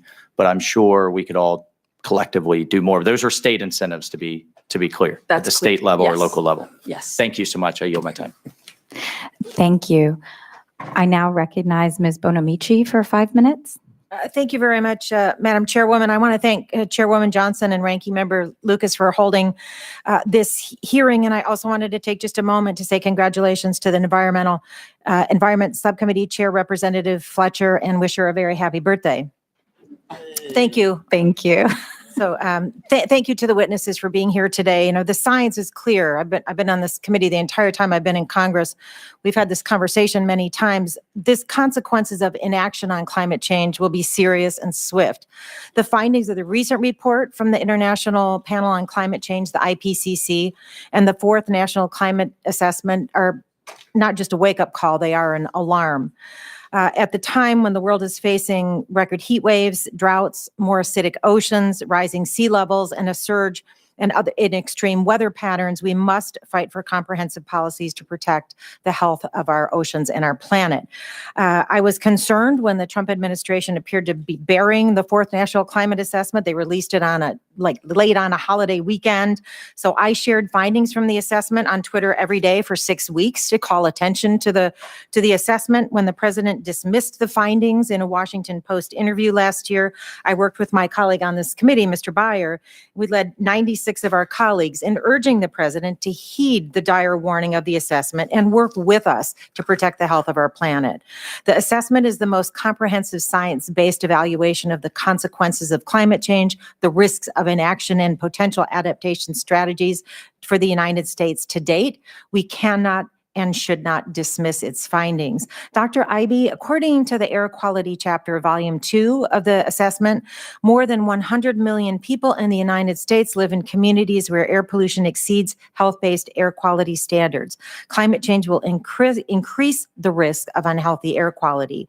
How are children, older adults, low-income individuals, communities of color, and those experiencing discrimination disproportionately affected by climate change? And what can we do to mitigate the health consequences of climate change for these vulnerable populations? Thank you for the question. And this is a very serious concern that there are people who are differentially exposed to poor air quality. It's from particulate matter, it's from ozone, and it's also from things like pollen. And so people in the groups that you mentioned often live in communities that have much higher exposure. And it's an opportunity, going back to the question we had a few minutes ago, of looking at issues like energy efficiency to make sure that we reduce how much comes out of our tailpipes so that people don't have so much exposure. I will note that the United States cannot sell cars in China because we cannot meet their emission standards. So there's lots of opportunities to reduce emissions. Reduce emissions also from coal-fired power plants is incredibly important to protect people's health. Thank you. Thank you. We also save healthcare costs when we do that, obviously. Dr. Kopp, I noticed in your written testimony, there's a sentence that you have in there about in 1990, President George H.W. Bush signed the Global Warming Response Act of 1990. I just want to note that that was a long time ago, and we still need to respond. The Coastal Effects chapter of Volume 2 of the Fourth National Climate Assessment states that 13.1 million people are potentially at risk of needing to migrate because of sea level rise by the year 2100. 100, creating drastic consequences for socially and economically marginalized and low-income groups. In your testimony, you discuss how climate change is an infrastructure challenge. We're having a lot of infrastructure conversations here on the Hill. What infrastructure investments and strategies should Congress address now to prepare for rising sea levels and avoid catastrophic damage? Well, Chris, that's a complicated question because infrastructure is fundamentally local. And so the answer is going to differ depending on where you are. The fundamental thing is if you're building infrastructure that's going to be around for 80 years, like it is foolish not to take into account changing climate conditions and changing sea level rise for that period. And know when you build that, what you're going to do if it turns out we're on a relatively low sea level rise course, and what we're going to do if it turns out we're on a relatively high sea level rise course. We don't know yet because it depends both on ice sheet physics that are still being studied and on greenhouse gas emissions that we haven't emitted yet, whether we're going to see 2 feet of sea level rise over the course of this century or more than 6 feet. And those have very different implications. And so we need to be thinking about how we can build flexibility into our designs and coupling the infrastructure designs and deployment to the science that will tell us that information as soon as it can. Thank you very much, Madam Chairwoman, and I am just about out of time, so I'll yield back. Thank you. I'll now recognize Mr. Norman for 5 minutes. I want to thank the panel for taking the time. Mr. Mike, I think what's been said here, and I'll ask all the panel, this country's, and I'm from South Carolina, I'm a real estate developer. Is the figures right? We are 20%, we contribute 20% to emissions as opposed to other countries. If I'm correct, it's slightly less than that, maybe 15, 16, but ballpark, it's right. Okay. And I've heard the other comments that everybody needs to pay. How do we, if we're 16%, pick a figure, how will we make the other 82% pay their fair share? And so, like, first of all, we can generate a lot of innovative technologies here in the United States using our research enterprise that are exportable. We can share that knowledge through formal arrangements or informal ones, or simply through exports. We can also demonstrate using a variety of policy instruments that it is possible to have a thriving economy and a healthy society with lower greenhouse gas emissions, and we can export those models as well. Okay. Any of the other panelists have any comments on that? I'd be happy to comment. Yes, ma'am. The other thing to recognize with this very good question is that under the Paris Agreement, countries have voluntarily agreed to cut emissions, and people have evaluated the cost of these and the relative cost to gross domestic product. And actually, the United States voluntary contribution is actually quite low compared to its GDP. So other countries are volunteering to do more than their fair share. Thank you. If that's the case, then it's really apparent now we need to put a price tag on, prioritize and put a price tag. Is that right? On what this is going to cost, like the green energy deal that's we're probably going to vote on. It's a non-binding resolution. But before we go doing away with flatulent cows, airplanes, we need to put a price on it, don't we? Yeah, from a public policy perspective, we should always be cognizant of the costs and benefits of the choices we're making, and then try to be judicious in moving forward, seeking low cost options. Yeah, in my world, you find your goal, put a price tag on it, and then move from there.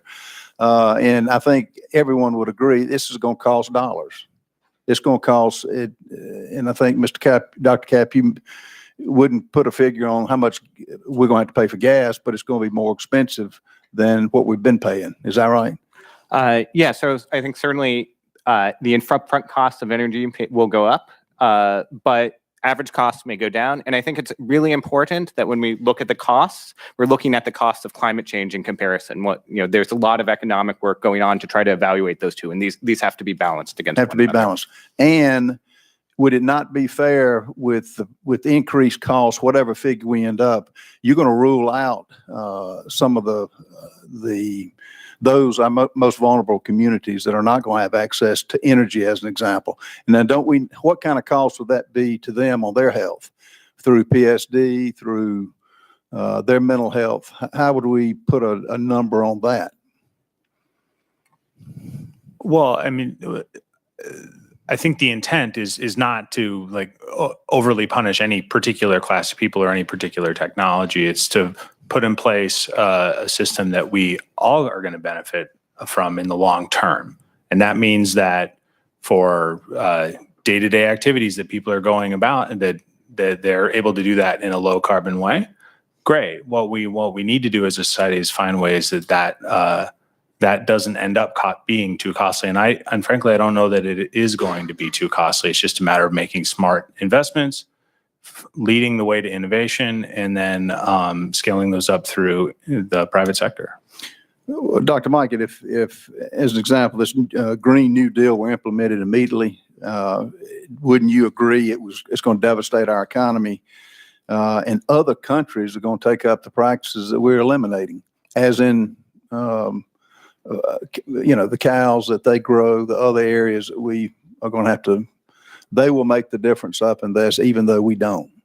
Yeah, and in fact, the Green New Deal is a moving target. It's not sure what it is, but based on my understanding from the resolution that's been introduced, as well as the things that have been said by its primary backers, the decarbonization, that is reducing the CO2 associated with economic activity, is one of the cheapest elements of the Green New Deal. Thank you so much. I'm out of time. I yield back. Thank you. The chair will now recognize Mr. McNerney for 5 minutes. I thank the chair and I thank the witnesses this morning. Natural gas sounds great compared to coal, but the more effectiveness of natural gas in reflecting infrared radiation compared to carbon dioxide means that if just 2% of the produced gas escapes into the atmosphere, the efficiency benefit over coal is lost. Does anyone on the panel disagree with that? No, does anyone want to make a remark about that? Okay, thank you. I could say some. Sure, go ahead. Well, thank you for the question. One of the differences between methane and carbon dioxide is how long they reside in the atmosphere. So in the short term, methane can be very bad for the climate as well as for air quality. Most of the impacts of methane are actually on air quality. But methane only lasts about 10 years in the atmosphere, whereas carbon dioxide, 20 to 30% of it is going to last centuries to thousands of years.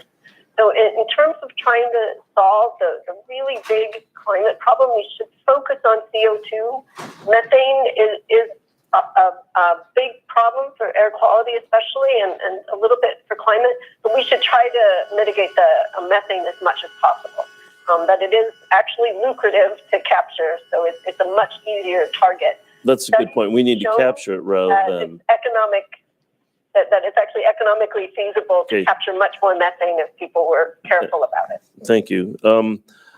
Dr. Knopp, how can positive feedback loops accelerate climate change? Well, their positive feedback loops are sort of a core part of how the climate system works. So to take one example, if we put more CO2 into the atmosphere, that causes some amount of the warming. It causes melting of ice in the Arctic. It makes the Arctic less reflective of that, so that causes more warming. When we talk about, say, tipping points in the climate system, which is language I don't love, but is used, all of those tipping points are driven by positive feedbacks, having to do with things like, for instance, ice sheet ocean interactions leading to rapid loss of the Antarctic ice sheet. Good. Dr. Eli, briefly, would you identify some research that the federal government should be engaged in on climate change that's not doing right now? Thank you for the question. There are so many opportunities to increase the research enterprise in this area. I'll speak specifically for health. There is almost no federal research dollars going into research on the health impacts of a changing climate and how we can adapt more effectively to that. So any kind of investment would be very beneficial for the health of Americans and for our healthcare infrastructure. Thank you. Dr. Knopp, I understand that most or all climate models underestimate or even grossly underestimate the rate of climate change. Do you agree with that? So I think what you're referring to is a statement in the climate assessment looking at the ability of climate models to reproduce past warm periods. And there's definitely a systematic tendency of climate models, if we compare them to the geological record, not to produce as much warming as we see evidenced in the geological record. Well, given the state that we're in, that the climate effects we're seeing now are due to carbon dioxide that was introduced in the atmosphere decades ago. Do you think we can avoid a 1.5 degree C increase by just reducing carbon emissions alone? I think the 1.5 degree C report tells us it is possible physically, but it may be challenging, right? If we have to get greenhouse gas emissions to net zero very quickly if we want to do that. Well, I think because of that, we need to expand our research into climate intervention. And not that I want to go there, but given that 1.5 degree change is almost inevitable and 2 degree change is likely, in my opinion, we need to understand the tools that would be available to avoid catastrophic change if it comes to that. Would you comment on that? Yeah, so I think it's very clear it would be very helpful to have more effective technologies for removing carbon dioxide from the atmosphere. So that's one category of climate intervention. There's another category that has to do with putting pollution in the stratosphere to make the planet more reflective. And I think that needs a lot of careful analysis to see what the risks are and whether that would be feasible from both a technological and policy perspective. Right, so we need to do research in order to understand what the risks and what the potential benefits of that would be. Yes. Thank you. I yield back. Thank you. The chair will now recognize Mr. Gonzalez for 5 minutes. Thank you, Madam Chair. Thank you to everybody for being here. As a newly elected member of Congress, I just want to mention first how excited I am to serve with everyone on this committee and look forward to working on bipartisan solutions that will make the American people proud. So I believe that climate change is real and global industrial development is a contributing factor. I also believe that my first responsibility and my unyielding loyalty is to the hardworking men and women of Ohio's 16th District and the economy that allows us to heat our homes, fuel our vehicles, and build our businesses. As I look at the most recent proposal, the Green New Deal, I cannot help but believe that this would put a tremendous burden on my community. My community is proud of our blue-collar roots. We are proud of the products we make, the crops we farm, and the jobs that we hold. Simply put, the Green New Deal would threaten all of that. And we only really need to look to Germany and their what I'll call Green New Deal Light for an example. Since 2000, Germany has spent an estimated 189 billion euros, or about $222 billion, in renewable energy projects, while emissions have been stuck at roughly 2009 levels and even rose recently. According to the Wall Street Journal, taxes and rising power generation costs have made Germany's electric rates the highest in Europe. In sum, they spent a lot of money, raised taxes and energy prices, and nothing really happened. The proponents of the Green New Deal are proud to admit that their plan represents a fundamental remaking of America's economy. They believe in a system that relies on a near full government takeover of some of our most important industries to solve our most pressing problems. With Germany's example and common sense as our guide, we simply know that this will not work. But it's not enough to point fingers. As I said, this is real. We do have a problem, and the government can play a role in helping solve it. What I believe is the most reasonable path forward is a path that does not focus on a federal takeover of our economy, but rather a path that fosters a diverse set of energy sources and seeks to make alternative energy as affordable and reliable as the traditional sources we use today. And for that, I do not wish to rely on government takeovers of our biggest industries, but rather I want to focus on empowering the American people and unleashing the most powerful economic force in human history. If we do this, then we will be able to reduce carbon emissions at home, but also abroad, as we are able to commercialize these to-be-developed technologies and sell them around the world. And best of all, we will do that without having to ask my community to pay a very steep price. With that, Dr. Mikett, could you comment briefly on the extent to which this is a global issue versus one we can solve on our own? And based on your understanding of global development patterns, specifically in China, India, and Africa, how feasible and realistic is it to exclude fossil fuels from all sources of energy globally? Thank you for the question. I think you've really hit the nail on the head, right? The science tells you it's a global issue. Atmosphere doesn't care where carbon dioxide molecules come from. They have the same warming effect no matter where their source was combusted, if it's a fossil fuel source. What the U.S. can do is work to innovate the technologies we believe we'll need to have not just an economy similar to today's, but one that's much larger globally, and finding smart ways to make sure those technologies make it to market. And that's an advanced research agenda, that's kind of industrial policies, and it's market and finance design questions. Okay. And then cost is obviously very important, and I think we focus a lot on that, which is right. But when I speak to our manufacturers, one of the issues that they talk about a lot is reliability of the grid. So if we were to switch to these technologies, the renewable technologies today exclusively, we turn the new Green New Deal on today, would we even be able to manufacture? Would our manufacturers be able to rely on the grid as it's currently constructed? I don't think so. No, it seems like the lights would go off. But that doesn't mean that you couldn't change over the course of a few decades, which is what we're trying to do. Right. And then my last question, and I hate these up or down ones, so I apologize. But when you think about the Green New Deal as you've seen it, and I know the details need to be fleshed out, do you believe that is a realistic path forward? No, sir. I think it's a broad progressive agenda greenwashed by some climate details. Thank you. Yield back the balance of my time. Thank you. The chair will now recognize Mr. Cohen for 5 minutes. Thank you, Madam Chair. Firstly, I believe the new Green Deal is aspirational, and I think it's important that it puts attention on the dangers to our planet at this time and the urgency of our actions. Some of the specifics certainly aren't going to happen anytime soon. Some of them will probably never happen at all.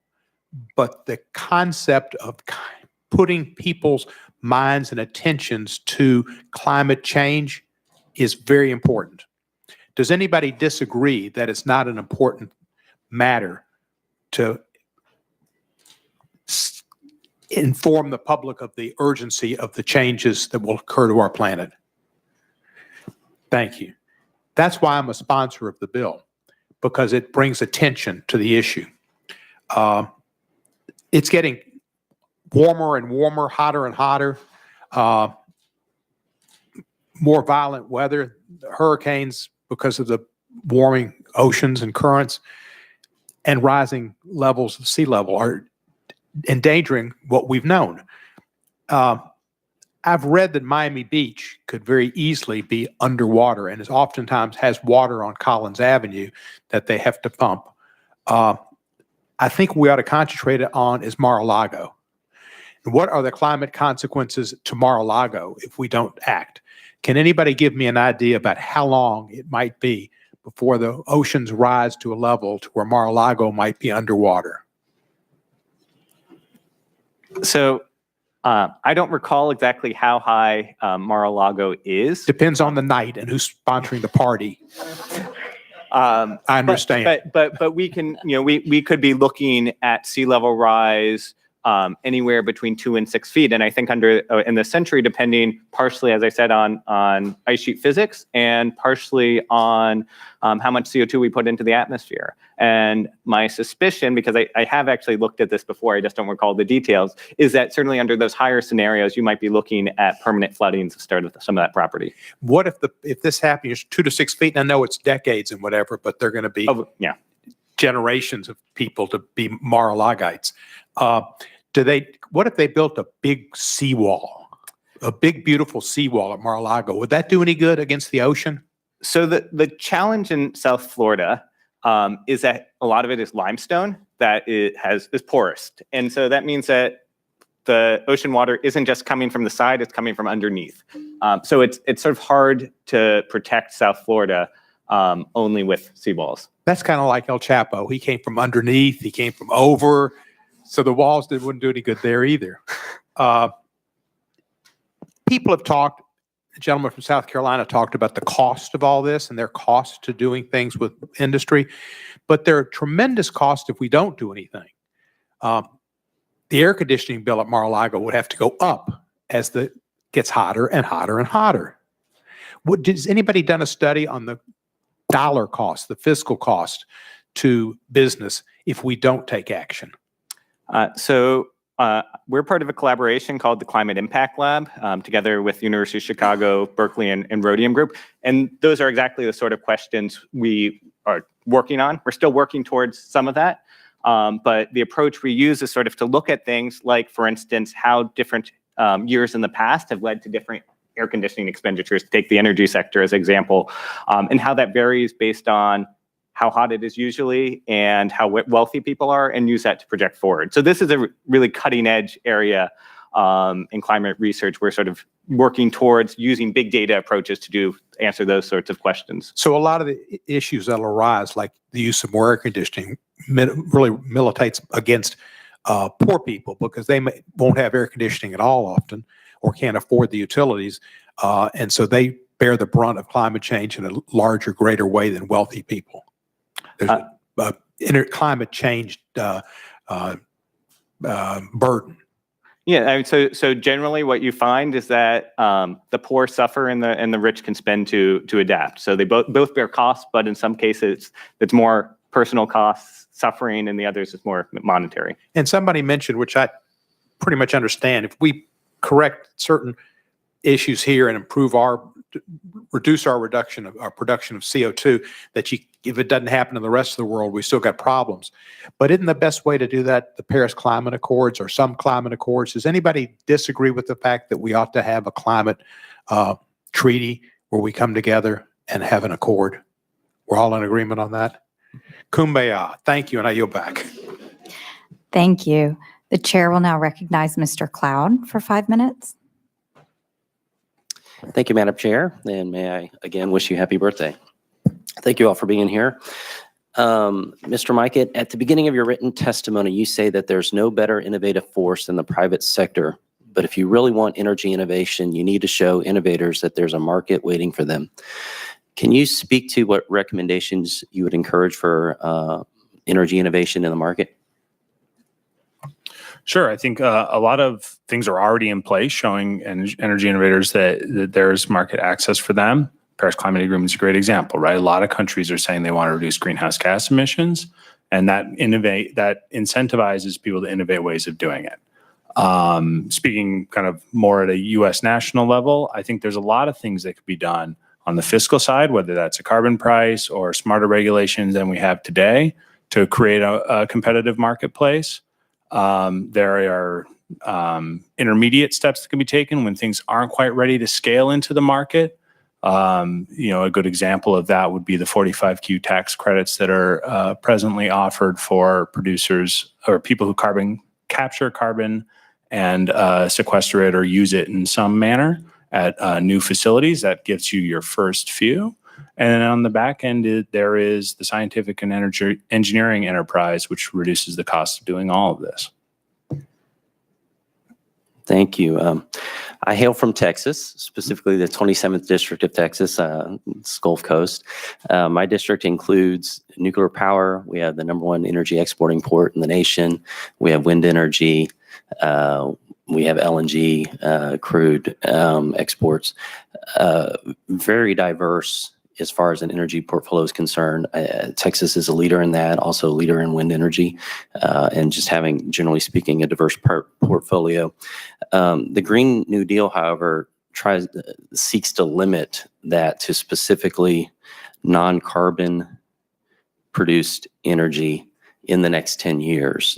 Is that feasible without crippling innovation and economy? Or do you think that with new technologies, fossil fuels could play a part going forward? Two things. One, I'm not a big fan of timetables. Generally, I think we know enough that we should be trying to bring low carbon technology to market, setting super ambitious goals. I understand the impulse. I totally agree, but I think you can kind of get in your own way. And where we find ourselves today, that's a very ambitious goal for where we've been. I think the climate doesn't particularly care where energy comes from so long as it's not emitting CO2. And that means that there are a lot of reasons why you'd want to pursue a diverse innovation portfolio. You say the climate doesn't necessarily care where emissions come from. In a sense, too, the market doesn't care where the energy source comes from. And the appetite globally for energy is growing. And it seems like one can make the case in a sense that we've now become a leading exporter of energy to the world, which is in essence creating stability in the world. People are able to buy energy from us instead of countries that hate us. U.S. companies generally also are more likely to care about being good stewards of creation, so to speak, than other energy producing nations. Could the case be made that this continued progress in this sort of realm would actually have more of a beneficial environmental effect going down the line? Yeah, if I interpret you correctly, I think so. Generally, U.S. practices are at the higher end on lots of environmental compliance issues. It also means, freely available low carbon energy is the thing that's going to power the 21st century and make everybody better off. And could you also speak to how important a thriving economy is to creating innovative solutions? It's totally essential. What we seek in the Scan Center, what I think is best for this issue, is an economy that's flexible to new information, that can provides routes for people to finance new projects and find profits where they can make them. And then generally, we want those, as long as those are low carbon options, everybody gets better off. That's exactly what we're looking to achieve. Thank you. I yield my 4 seconds back. Thank you. The chair will now recognize Mr. Caston for 5 minutes. Thank you. Look, there is no greater threat to our economic well-being, our national security, and even our survival as a species than climate change. And I want to thank Chair Bernice Johnson for taking it seriously, making it a priority of this committee meeting. And I want to thank all of our guests today for your implicit acknowledgement that while we have the authority in this room to debate and ultimately change the laws of the United States, we have no such authority when it comes to the laws of thermodynamics. So thank you. I'd like to address my first question to Dr. Francis. I represent the 6th District of Illinois. We recently experienced a rather extreme cold snap. And, as I think and we appreciate, these extreme low temperatures have in fact been attributed counterintuitively to warming in the Arctic that disrupts the Gulf Stream. And yet we have a president who seems to think that a cold snap in one location disproves global warming. Could you please educate us on how global warming in aggregate can lead to periodic polar vortex events in the United States? Yes, thank you very much. It's not a simple story, and it's an emerging science research question, although the science has been progressing very rapidly in this particular connection between what's happening in the far north with weather patterns more generally, and particular with these extreme cold events in the winter. And what we're learning is that there's a region in the Arctic just north of Western Russia where sea ice has been disappearing probably faster than anywhere else. And that particular location is special in the sense that when we lose ice in that area, it absorbs a lot of extra heat from the sun, which then gets returned to the atmosphere, and it tends to create a pattern in the jet stream that can then influence the true polar vortex, which is much higher up in the atmosphere. When these conditions all align, it can topple, if you will, the polar vortex, which is a spinning river of air around this pool of cold air that sits over the Arctic in the wintertime. And when it's a powerful enough punch to that polar vortex, it can cause it to to deform or even split into different circulations. And that's exactly what happened this past winter that brought you a new record cold temperature for Illinois. One of these pools of cold air from the Arctic drifted down over North America and reinforced the cold air that's already there during the winter time. So this connection back to sea ice loss is the climate change connection, because that sea ice is disappearing because of global warming. Thank you.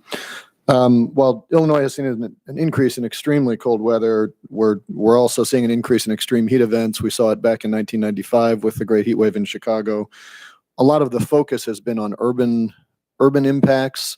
There was a recent 2017 study in environmental health that analyzed heat waves in Illinois and found that there were actually significantly higher increases in hospitalizations per capita in rural areas. And with the consent of the chair, I'd like to ask unanimous consent to enter the study into the record. Without objection. Thank you. My next question is for Dr. Mehewald. The cost of inaction on climate change is high, but over the last 2 decades, we've seen costs of renewable technologies fall, lots more opportunities for energy efficiency, and at least some initial decoupling of economic growth from CO2 emissions. This is frankly not that surprising to me, I don't think, nor to the business community, because I think we all recognize that when we buy less fossil fuel, we actually save money, and we have a little bit more money in our pocket, notwithstanding some earlier conversations about air conditioner economics. If you invest a little bit more capital today to save a lot of money later, that's a good thing. Dr. Mehewald, you had mentioned in your testimony that limiting warming can, in fact, go hand in hand with increasing economic prosperity, which I hope means that you agree with the points that I just made. I would welcome your thoughts on some of the policy changes you would encourage us to take up that would both lower CO2 emissions and incentivize more investment in the United States and economic growth. Well, thank you for the question. I want to be honest here. I'm actually a physical science expert, but I will talk a little bit about what the special report 1.5 has to say on this issue. The important thing that we looked at in this report is where one can cut emissions in the most economic way that also has benefits locally, for example, on air quality, or ways that you can change people's behavior that makes them healthier as well as addresses climate change. For example, if Americans and Europeans actually ate the amount of meat and dairy that their doctors recommend they do, they would be healthier. In addition, this would cut emissions of greenhouse gases. So there are a lot of ways that you would save money because you're healthier. Humans would be better off. Americans and Europeans would be better off in all ways, less hospital visits, feel healthier. And at the same time, we're trying to address climate change. So there's quite a bit in the report where there's benefits from climate mitigation that we can feel right now. In addition, just the switch in some policies to make it easier for businesses in these innovative new sectors to have a stable business environment. I mean, what's happening in the United States now is the fragmentation a little bit, as some states are more aggressive than others. And so at the federal level, it would help trade within the United States if there was a little more leveling of the terrain.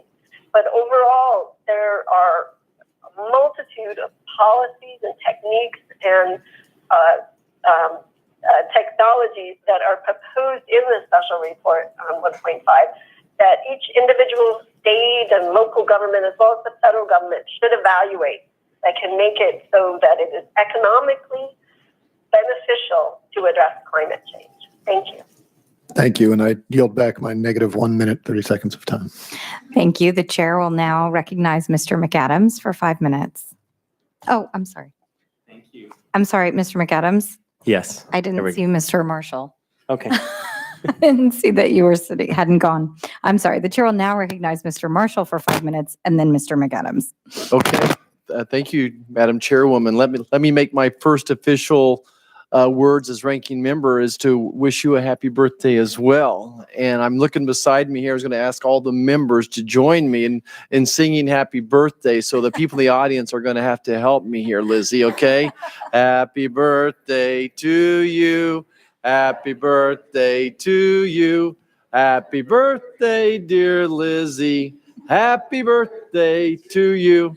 Thank you very much. You're welcome. Your 5 minutes can begin now. Okay. All right. Well, I want to just take a second and focus on innovation. I'm a physician. I think innovation has done more to improve healthcare probably than anything I can think of, and has the potential to drive the cost of healthcare down more than any legislation that we can write up here. And I think of some of the great learning institutions, research institutions in Kansas, Kansas State University, Kansas University, Wichita State University. So, Dr. Mykott, let me ask you, if I'm going to go back, I'm going to be visiting with my leaders in those universities, what would you be telling them to think about for innovation, for research, and where do you see us going? Just give you some free rope here and chat a little bit. I'm sure I would have a lot of ideas to share with them. I think we have a good grapple on the nature of this issue. And we have a good sense of kind of what it is that we still need, right? Renewable energy is a topic we talked a little bit about today. It's doing well. It's market competitive in a lot of cases, but it's intermittent, right? Not just because like the sun doesn't shine at night, but sometimes, you're over the space of months or years, you're going to get different weather patterns, and that's going to affect things. So really what we need to think about are what are the characteristics in energy sources that we want going forward that we don't already have. So that might be easily dispatchable, very resilient, low carbon energy sources, for example. Identify those, understand where you can find the most scale, both here in the United States and internationally, and pursue them with speed and vigor. Okay. I think about innovation across the country, fracking, some of those types of things, our opportunities, carbon capture. Would you suggest us developing innovation here to help other countries? Do you think we should just send money to other countries to help them do things? I think we should focus on innovation. All of our policies should be, at least as a side benefit, incentivize people to innovate new ways of doing things, because what we really want is for people to do a lot more globally while emitting a lot less. And that's an innovation challenge primarily.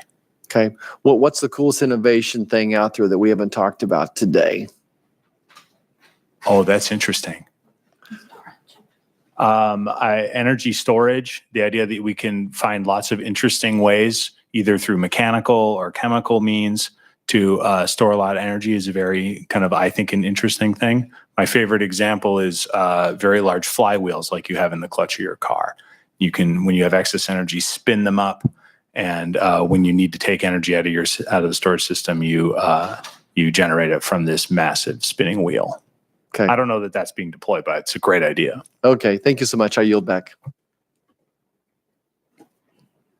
Thank you. I'll now recognize Mr. McAdams for 5 minutes. I was going to sing happy birthday to you. You beat me to it. So thank you, Madam Chair, and happy to be here for this hearing and for putting climate science at the top of our committee's priorities for this Congress. I think it's an important issue for the entire Congress, and happy to see us taking it up here on the Science Committee as well. Thank you to our witnesses for your providing your expert testimony and really enlightening this conversation. I'm excited to join this committee and to have an opportunity to understand the latest in climate research and highlight its importance in shaping our policies that will result in clean air, better environmental health, and a clean energy economy. As the former mayor of Salt Lake County, a county in Utah that often sees school kids kept inside for recess because the air is not safe to breathe. I have 4 kids myself, and was shocked to learn that part of their common vocabulary is, and it's an air day, meaning they don't play outside at recess. They come home bouncing off the walls because they've been kept inside all day. I know how important it is that we address our winter inversions in Utah or summer ozone pollution, but while climate change is certainly real and important to us as to our global, to us as the planet, it's also very important locally, and the impacts that we feel locally vary from place to place, but we see it locally, even in Utah. I know how important imperative is for Utah families to apply sound science to the solutions that we seek. Utah remains the youngest state in the country, and numerous studies document the risk to pregnant mothers, to their newborns, and to those with respiratory problems such as asthma when they're exposed to dirty air. We've long been aware of the harm to older adults with heart and lung ailments as well, even the likelihood of premature death. Utah is keenly aware of the economic costs of climate change as well. When the Wasatch Mountains are not visible due to smog, our ability to sell our region to a region where tourism is an important part of our economy, ability to sell our region to a new lifestyle-oriented businesses, it's greatly diminished. Utah's had its share of environmental issues as well, devastating environmental issues, from last summer's catastrophic wildfires to extended drought to the shortening of a ski season. First world problems, I recognize, but it does have an impact on us when snow melts comes late and melts early. We also, in a desert area, much of our watershed is captured and stored in the form of snowfall.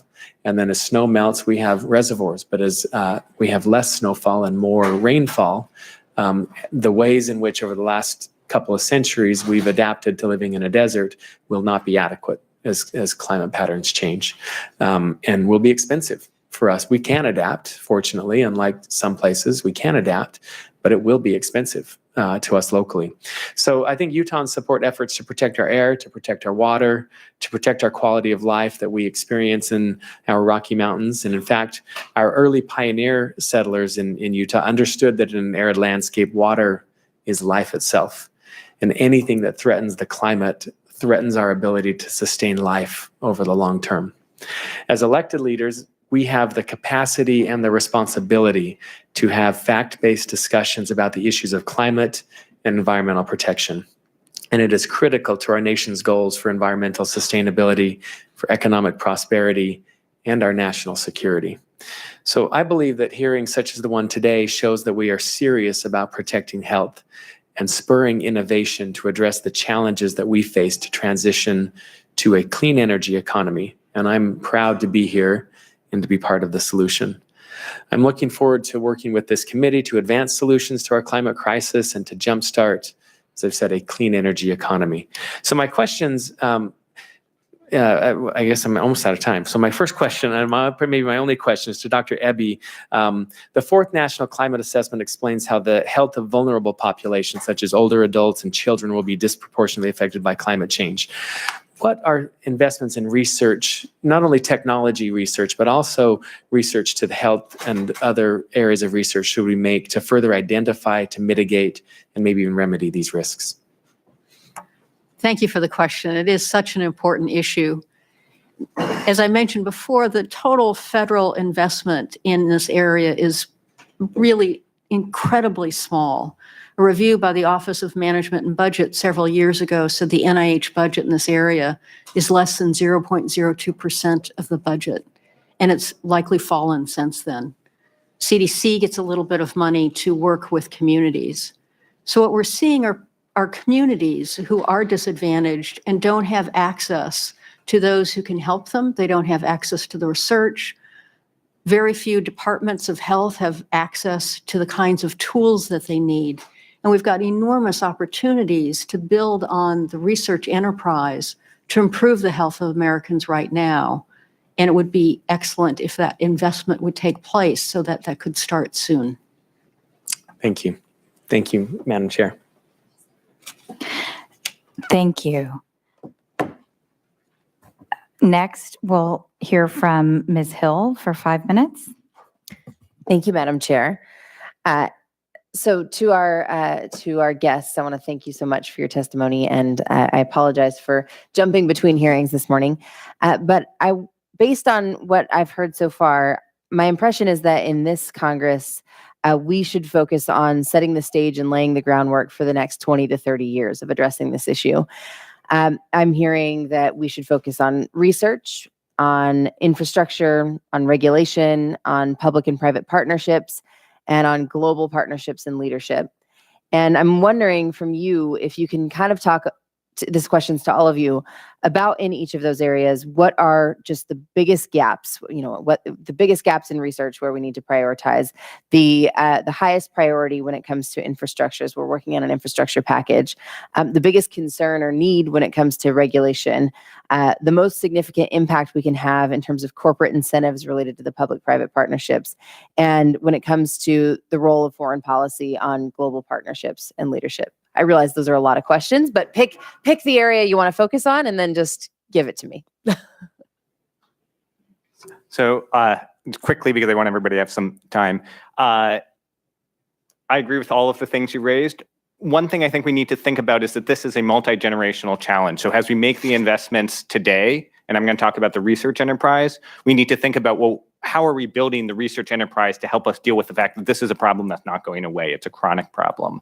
And so I would argue we need to be investing in something comparable to the agricultural extension program in our country, where we have networks of researchers deployed throughout the country who serve as bridges from the research community to the people on the ground and help build those partnerships and sustain them so that they're not dependent upon a grant here or there or a personality here or there, but we're really building the sustainable research infrastructure to build a link between the science and people making adaptation and mitigation decisions on the ground. And maybe just a little more specifically, more related to my field, would be some research priorities, perhaps, that this country has fallen behind, in my opinion, in terms of model development for climate modeling. And I think this is one of our primary tools for understanding what our future holds based on different scenarios for the future. And also seasonal forecast models. So understanding how the climate change is going to affect weather patterns. So not so much what the weather's going to be tomorrow, but getting a bigger lead time in weather patterns that will affect agriculture, which we talked about earlier, and other aspects to infrastructure, that sort of thing. I think on the advanced research side, focusing on having a portfolio of options available. This problem looks a lot different today than it did 10 years ago. I think we can reasonably expect it to look pretty different 10 years from now. And we want to leave our future policymakers or, when you're all more senior, a lot of options on the table. I think that's a really important thing because the scale of the change that will be needed to meet the goals in these reports is substantial, not impossible, but it's substantial. Well, and I think for you in particular, Dr., I was curious about your thoughts on the public-private partnerships and the corporate incentives that we might be able to put into place. I personally, and as an institution, we institutionally see a fairly limited role for public-private partnerships. Largely, I think we should be focusing more on market design, and particularly we support carbon tax in lieu of regulatory approaches, which we presently have. Okay. I'll add an issue that hasn't been raised is multidisciplinarity. We've talked about a whole range of risks of a changing climate. Those all interact. They don't happen at once. They happen together. We're seeing heat waves and wildfires. And so making sure that we have the partnerships not only with our stakeholders, but across the scientific community, which requires different thinking about how we conduct our research, and frankly, then how universities are organized to do that research. And so there does need to be significant incentives to move from disciplinary-based focus to a much broader focus of how we can collectively put together our wisdom, working with the knowledge from our stakeholders to come up with the innovative solutions that we need. Thank you. If I can speak. Can't quite hear. Yeah. I'm looking at the TV. I have no idea if you know that I'm talking. No, I can see it, but thank you for the question. I just want to mention also the area of carbon dioxide removal. We not only need to be working on mitigation and adaptation, but this new area of carbon dioxide removal, there's a lot of potential in this area, and there's very little research money being put into this so far from the federal government, for example, or for companies. So this is a new area that could also be very beneficial for reducing climate risk in the future. Thank you so much. Do any of you have anything to add in the last 30 seconds? Great. Thank you so much. I yield back. Thank you. The chair will now recognize Mr. Lipinski for 5 minutes. Thank you, Madam Chair. I was just speaking at Introduce Agricultural Engineering Day event, and I was saying we need everyone that we can get on board to work on the solutions to the big problems that we face. And I mentioned specifically climate change being one of these major problems where we're going to need all the work that all the best minds and brightest to figure out how we move to a clean energy economy. One thing I think that we can do a good job at is, from the government side, is putting more funding into ARPA-E to help move some of these, get some of these innovations developed, move forward. But another thing that I have been supportive of, and 10 years ago, I actually introduced the first bipartisan carbon fee bill that was introduced, where all the money would go back to the public, fully refunded carbon fee. So I want to ask Dr. Mikett, you just briefly mentioned it. Why do you think that that would be a especially good way to approach this issue? 3 reasons. The first is when you take a direct run at the problem, which is greenhouse gas emissions, you are hopefully finding the lowest cost option. That way you're not playing favorites, renewables versus carbon capture and storage versus nuclear, and you're not pre-committing to things. Rather, decision makers throughout the country, whether they are engineers at ExxonMobil or utility executives, are making decisions to favor low carbon options. And all their efforts add up relatively quickly. So there's a strong cost effectiveness and a strong efficacy argument there. The other reason is, or the second reason is that insofar as this is a question of how do we get affordable, reliable, low carbon energy out at scale, mechanisms like carbon pricing are the easiest way to achieve scale incentives for all those decision makers I just mentioned. And the third is, I think, importantly, the signal that comes from there being congressional intent on climate change for problems of these timescales, decades, is very important. It provides a lot of certainty for economic firms out in the world, both here and abroad, that the U.S. is moving in a particular direction. And in the environment we have now, we don't have that. Thank you. Some of the questions have focused on, well, what is going to be the negative economic consequences from doing something on climate change. I want to focus from a scientific standpoint on what are the consequences to the U.S. economy that if we fail to address this and slow the rise of greenhouse gases. What do you think what would you worry about the most? So who wants to start? Dr. Kopp? Sure. Thank you.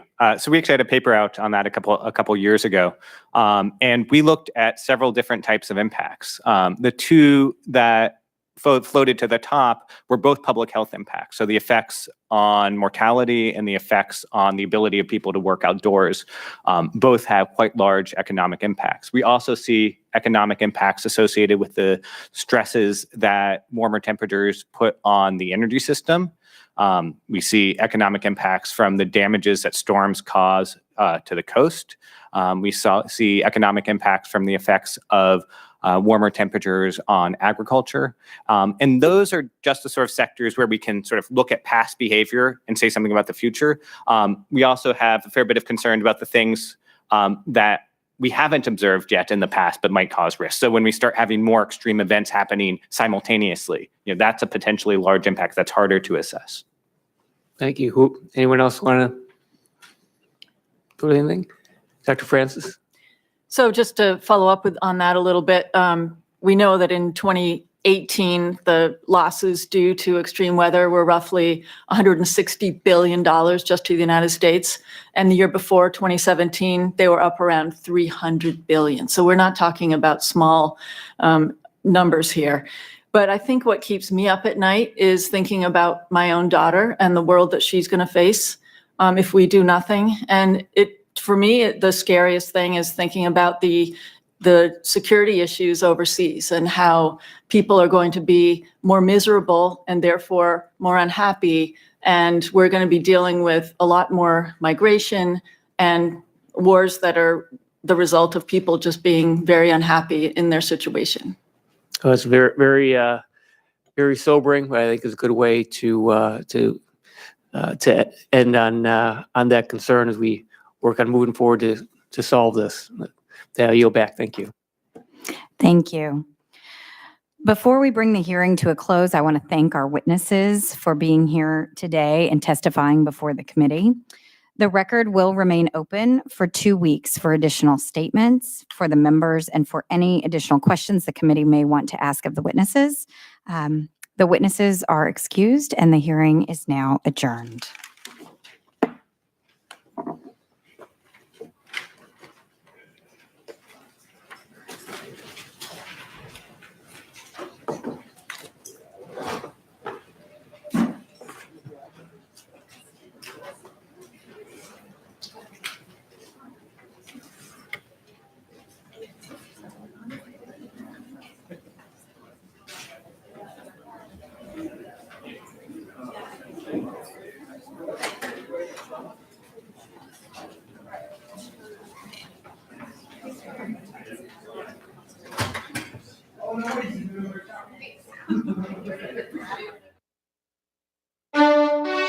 C-SPAN's Washington Journal, live every day with news and policy issues that impact you.